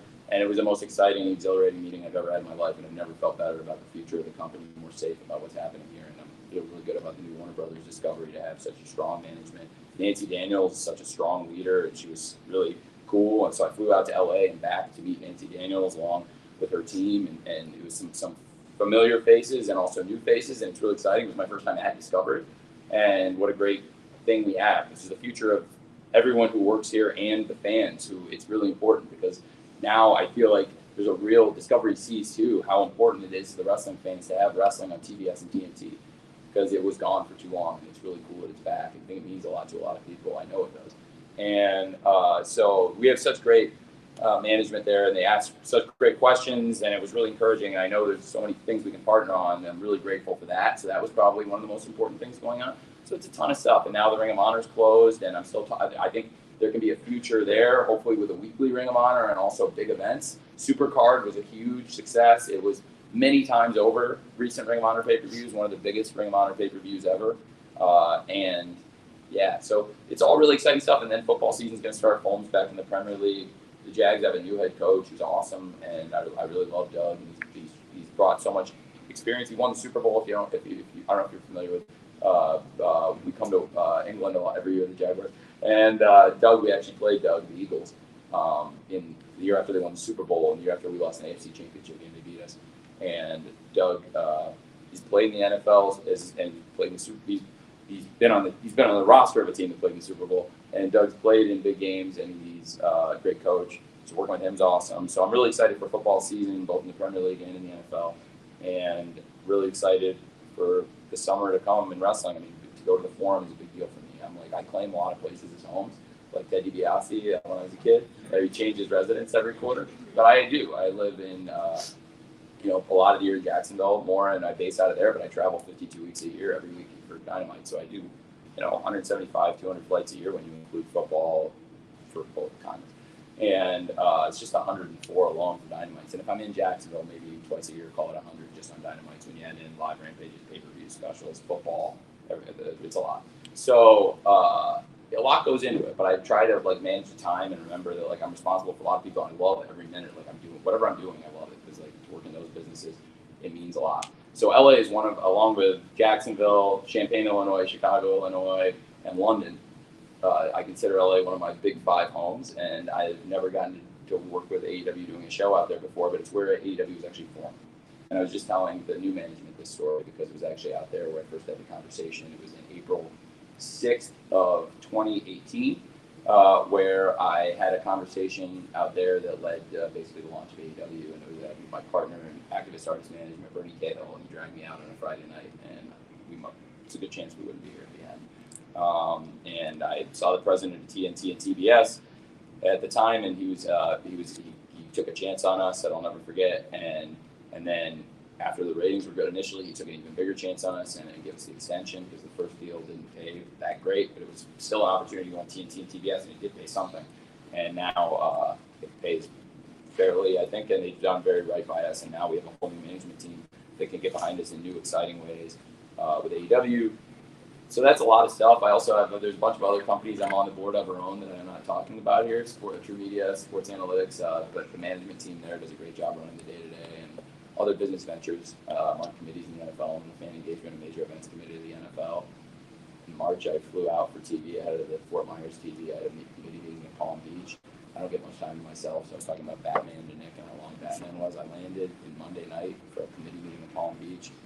Jonathan Kraft, the owner of the Patriots, is actually a big AEW fan, so he runs the fan engagement and major events committee, and he was nice enough to put me on it because I think we've shown that we do a good job engaging with the fans here and can add to the big events in the NFL, which are the biggest events in the world, and the engagement with the fans, which I think we do a good job with. And Jonathan's one of the world's leading experts on that and data. And he's a big wrestling fan. When we did Mox versus Nagata in the summer of 21, I knew Jonathan Kraft was a big wrestling fan when he said to me, you got them coming on your territory. And I was like, oh my God, you get Mox versus Nagata, the business of it. It's and at the time it was a business coup unto itself, what was happening in the world of wrestling. I got to lay the hammer down in a major goddamn way. So so it's a lot, but I'm just it's awesome. And does that begin to answer it for you with the juggle? It's like juggling. No, it's a great question. I hope it was a good answer, and hopefully it's a start. Guys, just a few more questions, okay, Denise? Great. I can take a few more, and I want to make sure anybody who came and stayed all this time gets to ask me whatever they want. Hey, Denise. Speaking of the Ring of Honor Supercard pay-per-view, what a great host you were. Thank you so much for saying that. I'm very happy to hear that. So my question for you is, given the fact that we had our first doubling of the year in 2019, I was here for the show, and so much has happened since then. So today, knowing everything that you guys have accomplished, all of the records and the people and the over $1 million and all of that. Over 1.1. 1.1. It's a lot. It's 100,000. It is. It's a big difference. Yes. So with all of that being said, if you can go back and tell your 2019 Double or Nothing Tony Khan self, what advice would you tell yourself, or what would you go back and tell yourself during that time period? Trust your instincts going into the pandemic, because what you're doing is safe. You're not going to let anybody get hurt. It's voluntary. Everybody wants to come. It's voluntary. The first week, March 18th, was like really hard, and a bunch of people, like, I walked in my office and like every big star in all my office were in there, and they were all pulling in different directions. And it was like, I was like, look, if you don't want to be here, it's 6 o'clock. The show goes live in 2 hours. You were in there. And I said, if you don't want to be here, you don't have to be here. But the show goes live in 2 hours. And the show formatted it, like, if anybody doesn't want to come, I'll change it because I got time. But, like, and it ended up being a huge success. I think, like, 950 ballpark watched it. And the P2, and it did a huge number in the demo. One of the biggest we saw, and it was actually significantly up, and it did a huge number for the debut of the late, great Mr. Brody Lee and Matt Hardy. And it was supposed to be in Rochester and Brody's hometown, but we put together the best show we could and pushed forward. And now it's a historically important show in history, and it started the pandemic and put the wrestlers around ringside. And it was a weird week for me, trying to figure out what to do in the pandemic. And I watched wrestling on Monday, and when I didn't see the fans, the wrestlers as fans, and I didn't see the camera, the hard cam on the screen, I thought, okay, we got something here. Because I figured then it wouldn't, between then and Wednesday, it wasn't going to change either, back when we had competition on Wednesdays. And I can tell you, I've never watched the competition we've done 100 shows head to head with other wrestling competition. I've never watched one before, but I did have basketball on the sides. So it's a good question. A lot changed, but I would say the pandemic was the most important thing we did, because we were on fire going into the pandemic. And I think, like, I kind of around Christmas that year, that was the last time we had a week off. Last time was Christmas 2019. Which was, I think really said something to our new bosses, that we were like, we'll work hard and commit. And I never, safety-wise, we had no issues. We had fans. When we brought fans back, AEW was the first to bring fans back, actually even ahead of the Jaguars. And the Jaguars ended up using our seat configuration, which then a lot of teams use, the 25% configuration we brought back. And there's different ways to do it. And I'm not saying that I get, anytime I say something, I kind of can't live without. There's different opinions about the Thunderdome, but I thought there were things about it, like, that's a way to go. That's a way to go. But outdoors, for us, we were outdoors, not indoors. So outdoors, I equated it, and a bunch of you heard me say this 100 times, but I'll say it again, the drive-in movie experience. It was like, we're going to create it, and we'll bring the fans back. We're outdoors. This is safe. They said it's 99-point-something% safer than being inside. 99%. And that if we put people out there, as we did, even with masks outside, socially distanced from everyone else, a family or a group of friends comes in, they sit their own section of seats, and we were able to get like 1,000 fans in and do that for months and months and months. The Jaguars ended up doing the same thing. In the first week of NFL 2020, only 2 teams had fans in the stands. It was the Jaguars at home and the Chiefs. And so that, I think, would be the biggest thing, because when we came out of the pandemic, we were really ready. Like I said, Punk wasn't here yet, but he was coming. And we came out red hot, and then a bunch of other crazy things happened. And All Out, the end of All Out is one of my, really, All Out is, I think, still, it's our biggest triumph maybe, but tonight it was right there with it, and I will see where the numbers settle. But this was a great, the way we started it, not to go full circle to somebody else's question as I keep jumping around, but I thought it was the right thing to do to have Punk earn the #1 contender spot and wrestle his way to this position where he had big matches, and it built and it built and it built. And also he helped a lot of people in that time. A lot of people became better wrestlers and got spotlighted. Until tonight, I would say that was the biggest match of Will Hobbs' career. And then he was in a big spotlight on pay-per-view tonight, but those are probably the two big. And certainly with Garcia, he did so much for him. What Eddie, good Lord. And most importantly for us and the company and the fans. So it built to something really cool.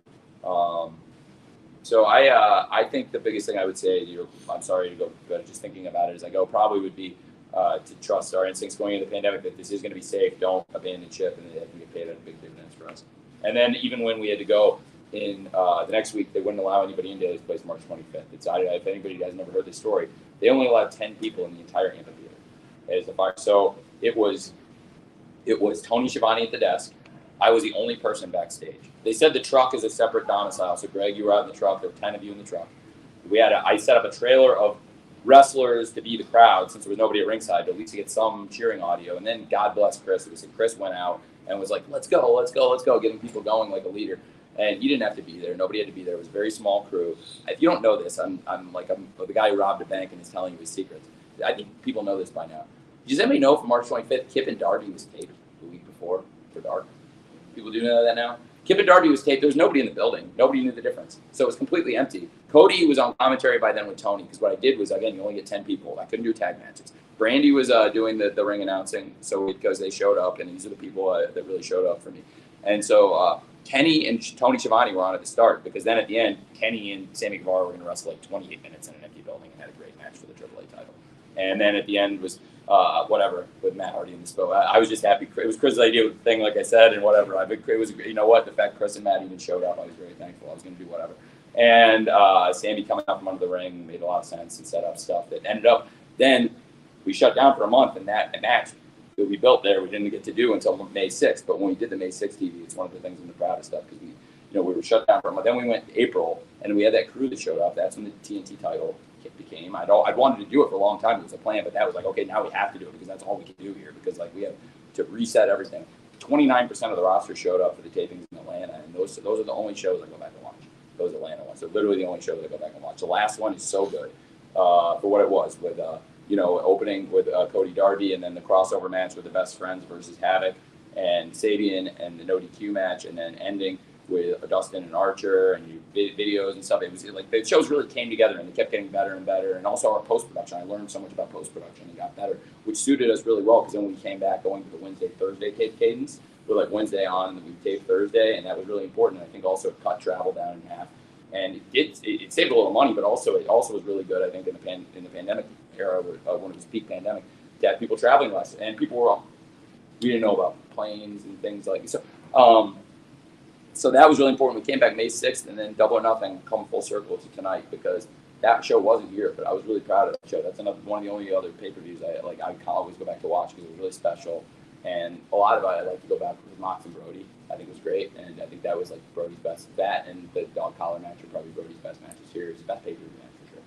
And it was really special. And I called John, and I talked to John and Brody in the pandemic. John was going to come back. He was like, he'd been out in April. He wasn't at the April taping, but he was going to come back in May. And I was telling him, we built Brody up on this thing. I think that's a really good match. We can get him in the top 5. He's like 3-0 record, and he can steal the belt. We do 3-week build-up, and it's like as good as we can do. I think it's going to be fucking great, dude. You guys are going to tear the house down, and they did. And then we also set up Taz and Darby that night, May 6th, which is a program that went like a year, and set up Jungle Boy versus Max. We set up so many things on that show. And then we did, of course, the street fight, which is one of my favorite live TV matches that we've done, certainly, especially to that point, with Kenny and Matt Hardy versus Sammy and Chris, the golf cart, the whole thing, the Inner Circle's Name and Lights, and it built up to a Double or Nothing. So, yeah, the pandemic era, it was hard for so many reasons, but I think we came out of it better than ever, so that would be the number one thing. And I think it's like, that was what I was talking to Dana about, too, because that's what he's proud of stuff, too, and he says the same thing, and it's very different, there's different opinions on how different things went, but, he said that, that for them that was important too, and I think it changed their business, and they did huge numbers by doing shows in April. I think it ended up being safely, and they came out of it even stronger too. So that was what he said. Does that make sense? It totally does. Thank you. Thanks. Thank you. Okay, guys, really just a couple more. I'll take anybody who hasn't asked, because I think there's a few people that I haven't gotten to talk to. Hey, Rich. Hey, Righteous Rich for Wrestling Illustrated Ground City Podcast. We talked a little bit about California, making your way back to California this week. Please come to the Bay Area. I'd like to say that out loud. You make a lot of conscious efforts.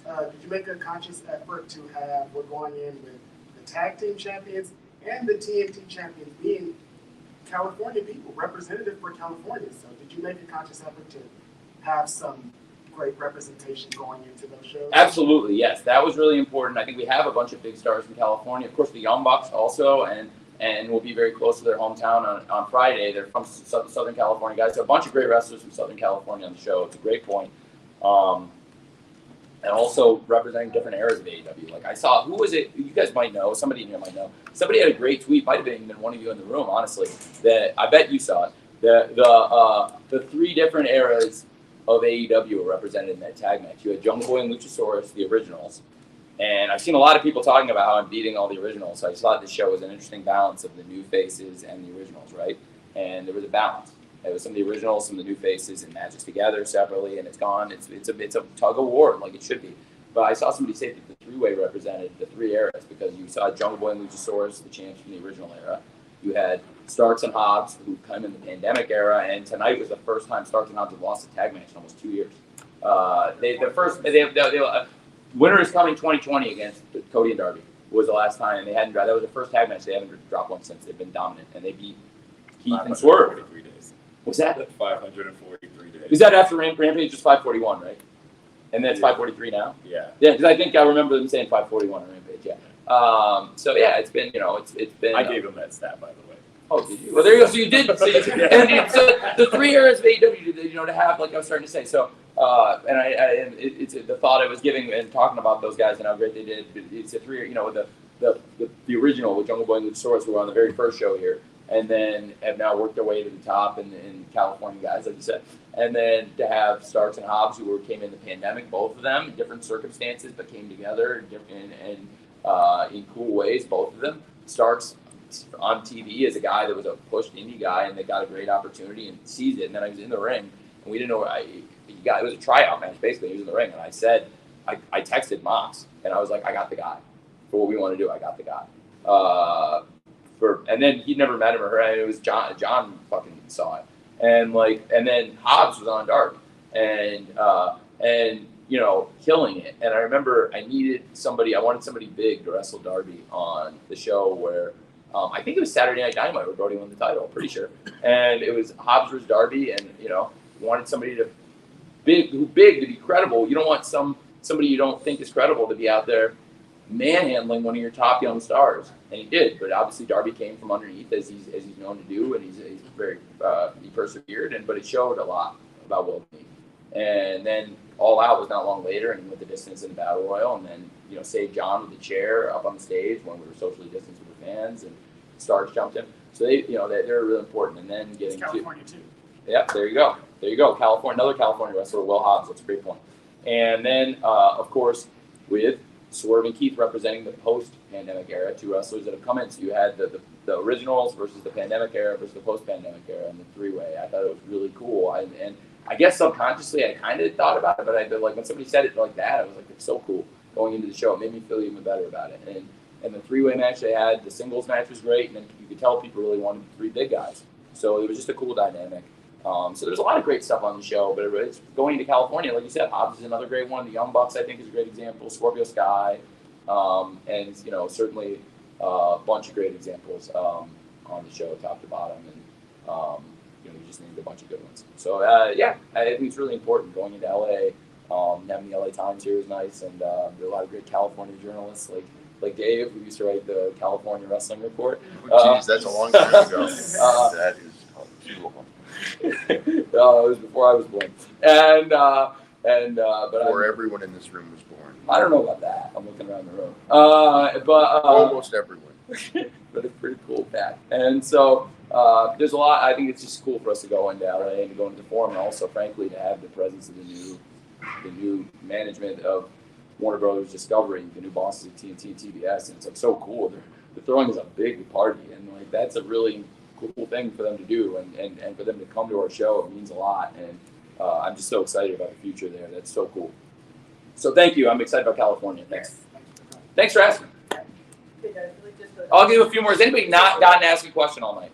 Oh, I guess. Oh, Dave's asked 17 questions. Yeah. But you can ask. All right, but I'll get you. What? I want to get everybody, and then I'll ask Dave. Eric from EWInsider.com. Yes. With formulating the shows, cutting something like the Casino Battle Royal that had been on previous Double or Nothings, is that hard to not have on a show to get more wrestlers on? Well, it would arguably get more wrestlers on, but I don't think it would spotlight people as much, and it's a longer match. Historically, a lot of entrances, and you talk about a match that could burn the crowd out on a night where we're trying not to do that. I mean, that's like, doing 21 entrances isn't necessarily the way to go. Also, I didn't want to have somebody come out. The winner of the match could tip what was going to happen in the main event. And I didn't think the winner, it could have been somebody that would have been a good matchup for either person. I also thought it was probably better to have Darby and Kyle do a great match at the length they did, which is a kick-ass hot match, versus sticking them in with 19 other people or anybody else. And the mixed trios would have made sense there. And the other matches in the card, I think all were in good spots. The Death Triangle and House of Black, I think with Phoenix coming back, they deserved a really good trios match. They kicked ass. versus like jamming the 6 of them in there with Darby and Kyle and a bunch of people. So on All Out 2020, I didn't have the extra pay-per-view. And another reason, did Nick leave? So I burned Nick out. Nick, another reason for the length of the show. I gave Martha as much time as she wanted to talk. And I told Martha, you can talk as long as you want to talk. And that could have been an hour, and we could have been here. So I extended the pay-per-view window also, not knowing about the Heat Celtics, even in case, because I knew Martha had it, and she's such an intelligent, eloquent woman, Dr. Martha Hart. And I knew we could have a great moment. And she wanted to. I wasn't going to force her out there to talk. I said, we can show you, if you want to do a promo. She really wanted to. I didn't know she wanted me to come with her until, like, literally Britt's music was playing, and she won the thing, and the crowd was chanting DMD after the Owen Hart victory roll reverse variation, which is great. By the way, I thought Dax worked with Britt and head coach Britt and Ruby, and I thought he did a great job. And then Dax, we didn't see Dax and Cash until the end. And talk about Supercard of Honor. I mean, they're a huge part of Ring of Honor and a huge part of AEW. They've been a big part of some of the TV, but there was a lot of stuff in the pay-per-view. They understood I didn't want to jam them into a situation. They could have worked a tag match, but again, there was already a lot in the show, and I think Dax saw a great, first of all, the Supercard of Honor. Who knows what's going to happen going forward? The big pay-per-views coming, Forbidden Door All Out, the future of Ring of Honor. So there's a lot of great opportunities, and also Dax was great working with Britt and Ruby, and then at the end was a really nice moment with them with Punk, I think. So that's kind of what I was thinking.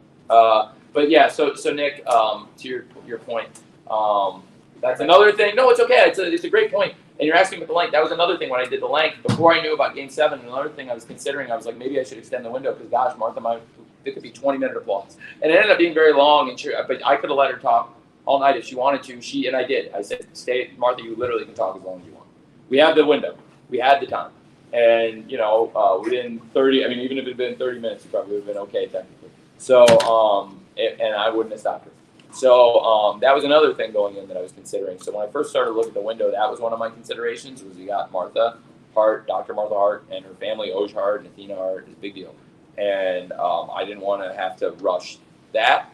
And I also then, as Game 7, I was like, okay, there's a lot of reasons why I can play with the format, do something different than I've ever done, give the same amount of bell-to-bell, buy-in plus revolution, one more match, but I bet the match time was very similar overall. And there were probably some longer matches. There were only a couple matches. Were there only 2 matches that went 20 minutes tonight? Only Anarchy in the Arena and the main event, right? Yeah. I believe so. The Black is 15. There were a bunch of great hot 12, 15-minute matches in this pay-per-view. 15, 17, 18, yeah. And it was different, which is different pacing, and I think it was cool. And I think that was one thing people liked about the Ring of Honor pay-per-view. Swerve and Alexander had a great 13, 14-minute opener. There was some, Jay Lethal and Lee Moriarty was probably that length, and there were only a couple, same with the Ring of Honor pay-per-view, right? There were only a couple really long matches like Dax and Cash versus the Briscoes, and then the main event were probably the only ones that went that length there too. So it was different playing with a 3-hour window. It was good, and it was a crazy story. I think I on your podcast did I give you the exclusive about listen to Andreas's podcast. I gave him the exclusive about the Samoa Joe story. It was one of the craziest that people hadn't heard. The travel story, you remember? You were there. I was there, yeah. It was nuts. Yeah. When I saw Samoa Joe coming through, I was just like, what's happening? But up to that day, we were running around like crazy because, and I had to, if people don't know, I'll tell you, Scott. I'm going to say that I don't want to say he's getting the exclusive and blow the whole story, but it's a good story. It was a crazy, it was a travel miracle and the miracle of private aviation and some really cool pilots who thankfully helped me out on the day off. What else? Any more before we go? Emily in the back has a question. Please ask you. Hi, I'm so sorry. Hi. Hi, good evening, Tony. Thank you so much for an incredible evening. I'm Emily May with the Sportster. And CM Punk earlier today, this evening, mentioned some New Japan talent that he could potentially face in the ring. And so Forbidden Door is coming up June 26th. There's a lot of talk about this collaboration between AEW and New Japan Pro Wrestling. What can fans expect leading up to June 26th? Fans can expect a great event on June 26th. I've been talking to Ghetto and his office extensively, and it's like a Crimson Tide situation. I was just reading this book about Don Simpson. I don't get much time to read, but when the Wi-Fi is off on the plane, going up and down every day, I usually get a little bit to read up and down the ascent and descent. So I was reading a book called High Concept about this, just what a weird, strange life Don Simpson led, and just all these bizarre stories. And but it was a book I was reading, and so as I was thinking about this, and it's funny that you asked me. it was like he produced a movie called right before he passed away called Crimson Tide, and Denzel Washington and Gene Hackman, they both have missile keys to turn these in. It's a very different situation. But think of it like Ghetto and I both have a missile key. Like we're both going to try and I'm not going to try and force anything on him. He's not going to force anything on me. It's been a really good relationship the last year plus, over a year, that we've been doing matches and stuff together ever since we reunited Roppongi Vice on AEW Elevation. And it brought the Vice back with Rocky and Trent. And then have had Nagata come in and wrestle Mox, like I said, which was a real coup for us at the time. And all the great matches we've done since. There's going to be some awesome stuff. So June 26th at the United Center, expect an awesome Forbidden Door pay-per-view. We've always great pay-per-views in New Japan, have great stars and great wrestling, and I think they'll come together and it'll be something really special. I'm not at this time planning to do this length of pay-per-view, Nick. Even though it'll be shorter than a Wrestle Kingdom, I like you, Nick. The reason I bring it up is because you set the expectation in 2019 for fans that you weren't going to do 5-hour shows. I didn't do a 5. It wasn't. It was 4:37. Whatever. It's 12:15 in the morning. This is a long show. We've been sitting here a long time. You're still enjoying it. Clearly, I see a smile on your face. You're having a good time. What you told fans you wanted to do In 2019. Before I knew there was a Game 7 tonight or that Martha Hart was going to be doing a promo 3 years later. My job is to find out if you're I had no idea Dr. Martha Hart would ever come do a promo on the show. And God, I budgeted as much time as she needed. So there's 20 minutes of wrestling. 3 years ago, I didn't know that. So it's like, you're holding me to quotes from a long time ago, but in a good way. That's my job. You're holding me accountable, Nick, and that's why you're great at what you do. Thank you. And I'm looking forward to seeing you in your hometown of Chicago for the Forbidden Both of our Door. Well, it's one of mine, 5 hometowns. I have 2. What's your other one? I'm from Houston. Oh, great. Yeah. Okay, well, good. Well, Houston, you and I do not have a problem. Thanks. We're good. Thank you. Thank you. I think that answers it. Thank you. Yeah. Okay, good. I'm glad. But the Forbidden Door, expect in Los Angeles. We'll get this thing going. You already saw, by the way. I'm sorry to.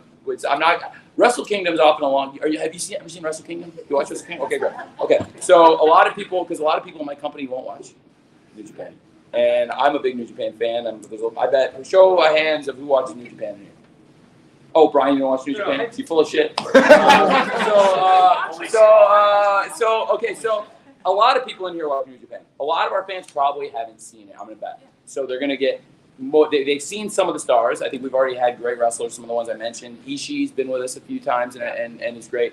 So it looked like this is a more educated room than probably most wrestling rooms you're going to get of fans. So I think we probably know more about some of these stars. We're going to have to debut some of them on TV. It was cool to see Great O'Khan and Jeff Cobb. Jeff Cobb had been gone for over 2 years, right? Over 2 years.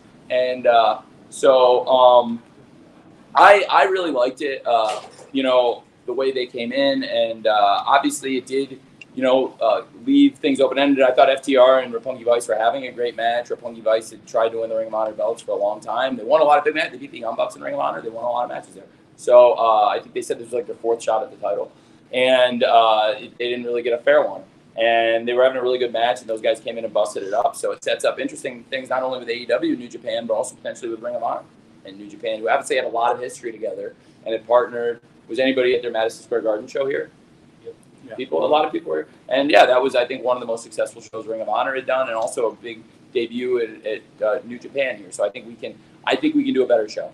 And that was, I think they did a great solid, a great crowd. I think we can do a better show than that and have more involvement from big stars in New Japan, and also have, frankly, from the American side, even more star representation than that show had, which was a big success. This will be even bigger. And in line with what you come to expect from AEW events, also New Japan. I won't beat Nick up about the show length question. It's a very fair question. But I think I will try to. It probably won't be the same thing on June 26th. I don't think the sports competition's there. What? I'm kidding. Just keep going back. But in a good way. In a loving way. I'd rather you do this than bring up WWE with me. Well, that's true. And Dave brought up that he wrote for WWE, so we're just having a good time here. Chatting. I didn't bring it up. You did, I think. Well, you brought up what they do backstage, which I think you're familiar with because you used to write there. Yes, I mentioned it. Okay, we're having a good time. All right. Anybody? Thank you. I'm sorry. Thank you. Hey, thanks.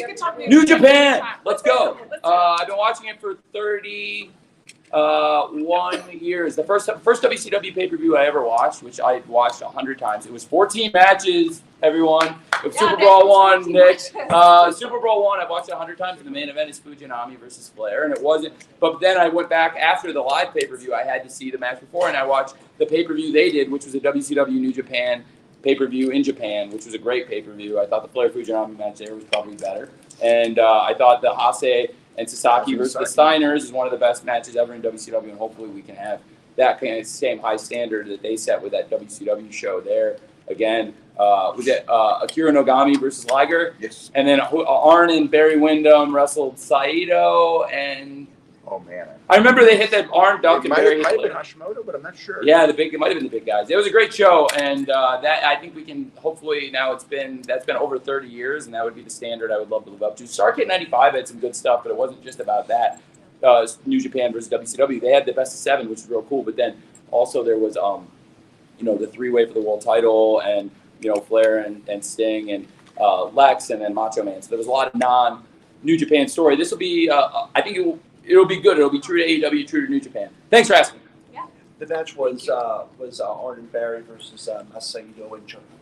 Thank you, Saito and Chono. Chono. Thanks, of course. Yeah, and of course, and then I learned about Chono being the protege of Luthez, who we talk about wrestling online. People are like, remember when you couldn't go online and hear from wrestling? I talked to when 1995, I was 12 years old. I would have regular conversations with Brian Pillman Sr., DDP, who's my friend now, and the late Luthez when he was writing the book Hooker, and told me a lot. He told me Bill Watts used to carry a gun around, actually, when I was 12 years old, and I was a big fan of Mid-South Wrestling. And he was like, yeah, Bill Watts didn't put up with any shit. He had a gun. No, I trust me, I do not.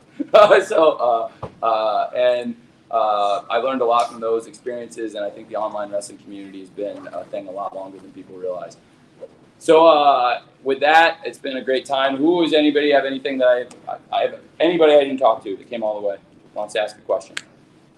Yes, please. Sure, you too. Yes, I saw you. Yes, sir. Well, get Phil. Let Phil go first. Thanks, Phil. Phil Lindsay, Bleacher Report, podcast. So, of course, Athena's debut tonight. I know some people want to see her debut as the Joker, so I just wanted to ask, like, how long did you know she was signing, and what went into making a decision to do it tonight? Thank you for asking. Really appreciate it. I thought that it would be a great debut. I'd love to have big pay-per-view debuts in different circumstances. Like, obviously, the way Bryan Danielson and Adam Cole debuted, it was a very different circumstance in some ways. But on the other hand, when Stokely became available, it was like, I can take one big debut and get 2 debuts across in one thing. But I didn't know he was coming. I knew she was. And there was a situation that I thought was a clear, starting with Jade and Anna, which I thought, the Jade's, best TV match probably is still, I think, Jade versus Anna on Rampage in DC in the main event. And so I thought it would be a really fitting rematch, but also set up many matches down the line. And I thought at the end it would be really cool if you had Statlander come back. And originally I wasn't planning for Statlander to be in the tournament, but she did a great job as a substitute. Had an awesome match on Rampage a couple weeks ago with Red Velvet, and then another awesome match with Ruby. And clearly the crowd was really behind her. But I already knew that I thought this would be a great spot to set up Athena debuting a 3-on-3 kind of standoff with the baddies, Jade, Red Velvet, and Kiera Hogan, squaring off against Anna Jay after a match. Chris Statlander came out, faced off everybody. She was ready to take on all of them, and Red Velvet, she's got a real axe to grind with, not just because of their long friendship and the way Red Velvet stabbed. Are you okay? Oh, yeah, I'm good. Okay, good. And then the way Red Velvet kind of stabbed her in the back after she got caught in the thing with Layla, and it's really unfortunate what happened with Layla in the injury because she was really rolling. I thought our last pay-per-view, the first match of the show, the buy-in kicked ass. And so I really appreciate you asking that because I think it's a really good thing to do. I was really excited to have Athena debut here, and I didn't necessarily think it would make as much sense as the Joker because the Joker was Britt Baker's opponent, and of course now we saw Britt Baker. I think it was a great moment and to crown a king and a queen. With the original Queen of Hearts, the all-time Queen of Hearts, the real Queen, Martha Hart, Dr. Martha Hart. So I thought it would be really cool to have Athena debut in that context across from the baddies. I didn't know Stoke was coming until today. I know, like I said, I never met him or talked to him, but it worked out perfect. And I had in the back of my mind, if it did work out, I thought that would be a cool scene, but I didn't know, and I thought we could have brought him in later. But if if you wanted to come, he was definitely somebody I had in mind. It was cool to have him come in and have it work out like that today, though. It was good. Cool, hell of a lucky break for us. So, does that make sense? Yeah. Great. Thanks, Phil. Yeah, I think that's a wrap. Great. Oh, is it with you? One more. This is my last one. Okay. Well, Tony, obviously, thank you for your time. Thank you for doing this. And let's give a round of applause for everybody in the yard. Thank you guys for having us out. This is awesome. Thank you. Thank you. And by the way, I hope everyone had a good experience taping this for the first time. And I heard that was bad for you, and a bunch of you said that sucked, so I tried to make it so you could. So I hope it worked out. Thank you for being accommodating. Sure. I wanted to ask you something that you mentioned a few weeks ago back on an AEW show on March 23rd in Austin. So I'm going to paraphrase a little bit, so feel free to correct me if you want to. But you came out and you had mentioned how special and important the city of Boston was to you. And you had mentioned something about how vital South by Southwest was to you as far as the formation of AEW. So I wanted to ask you, what about the event, gave you the inspiration of, forming the company potentially? And, another question about South by Southwest, if you're a fan of it, would AEW host anything there? Oh man, Draft, we lose. Oh, he's right there. Hey, we never know. We've had great crowds there. Every time we've gone, they've been really hot. So to start with, they've been great. Every time we went, we went back there. That was our second show back on the road, and it was Fighter Fest Night 1. Darby, you were there. That's awesome. Darby, Ethan Page, the coffin match was a great match and a great night. And thank you for asking. It's a great question, and I'll give you the last of my long answers, and hopefully, but it's a memorable one, and it relates to somebody you know. I don't know if you know this story, Dave. So. First of all, Austin, Texas. It was a true story. I told CM Punk. Was it CM Punk Dustin? What was it? The match in Austin. CM Punk. It was CM Punk and Dax. Dax, that's right. So I told Punk, this is one of the best crowds we have. And I went and told the crowd right before. If you remember, I was like, I have a friend in the back, and I told him this is one of the best crowds we have, and he's about to come out here. And then you all started chanting CM Punk, CM Punk. And it was about as perfect as the crowd was going to go, because I didn't even say anything, and you guys started chanting it. And then it was what I wanted. And then the show went live, and 1.2 million people were watching it right then, and it was like CM Punk, CM Punk, CM Punk. So you guys you were awesome again and again and again. You always have been. One of the best Dynamites we ever did was 3 weeks before Revolution. I actually flew, it was great. I didn't know you guys had a direct flight to London. I learned. I flew out to London on British Airways, and then flew back to Atlanta for another one of the best Dynamites ever. And South by Southwest, I was on a panel with some of the most distinguished people in pro sports and just sports media and myself. But the CEO of my company was moderating, and there were people up there that included Nate Silver and Daryl Morey, who was a friend and a mentor to me, and he was the GM of the Rockets at the time, and he's now the GM of the Philadelphia 76ers. He's a really smart person. He's always been very nice to me. Now that he doesn't have Ben Simmons is on the Nets now, right? Yep. So when I edited it off the show when Ben Simmons got booed. I told him I would. He said, I heard he texted me. He's like, I heard there was a Ben Simmons thing on the show. And I was like, don't worry, Daryl. There won't be on Friday. So I was on there with Daryl and Nate Silver and Rafe Anderson, the CEO of True Media and the founder, and co-founder along with Jeff Stern. And Jeff Stern and Rafe Anderson. So they were on stage with me, and I saw Chris Nowinski in the back. And Chris asked me a question about safety and has now worked with the NFL and gotten to know him better. He asked me a question, and that's how I first got to know Chris. He asked me a question at the big panel of guys, and I saw in the back, it was like backward Greg sitting back there with more people in the room. And it was at a private event. Jim, the Raptor House. Jim, does anybody know from Boston? Sports is pathetic. Raph, you might know. Jim, the Raptor House. Roma. AC Roma. Jim, what a great guy. That's pathetic of me. I'm sorry it's so late, guys. He invited me, and Nowinski was in the back, and then I talked to him after, and we built a real lasting friendship, and that was kind of the first person I ever knew that I watched on TV as a pro wrestler that I met in person, because like I said, I talked to Pillman, DDP, Luthez, different people online, and they were really nice. DDP gave me tickets to a Nitro I couldn't use because I was a kid and I had school, and I didn't live in Florida back then, and they were great tickets, and he used to have conversations about psychology of wrestling. I was 12 years old, and the fact that he even would talk to people. He took fan feedback before people did that, and on Twitter and social media, Instagram, and he did it on AOL dial-up. And that's just probably a morsel of how he got to where he is because of the hard work and that he did beyond what other people did, right? And so with Austin, I was up there, and that's how I made the connection with Chris. And then then it's been such a special town for AEW. And like I told Punk, I said, this is going to be one of the greatest things. And I told the crowd, and you guys made it. You were great for Punk and Dax. They were 52 weeks of the road on the year. Sometimes I do forget things. But that was one of the best matches we've had on TV and one of the best moments. So you guys have been great. And that was kind of formative moment for me in the wrestling business in early 2014, right? That would be like February, and then the 2018, I was in a position 4 years later to have a conversation with the president of TNT and TBS that probably led to more so than anything else, the creation of the company. So I love Austin. Thank you. Now, would you consider hosting events in South by, because there's a lot of music, a lot of films going on? We should look at that. Maybe there's something there. Maybe and it may not even have to be the TV. It could be something else. You know, there could be shows. That's something I've looked at is how to expand our portfolio of events because we have a great roster in all over the country, different places. There could be something there. Sure, we haven't really gotten that far. I mean, you've got a mogul on the roster that's pretty good that you probably utilize, right? Who's that, Swerve? Yeah. Yeah, he's great. I think we can all agree about that. He'd be tremendous. He is an entertainment mogul. We have a couple moguls. I think there's a few musicians, and he would be above all else. So, absolutely. You know, Chris, obviously a pretty prominent musician too, who's charted, and Brody King. But obviously, Swerve is a mogul. So those would be great choices. We could totally, and Max Caster, by the way. Yo. Yo.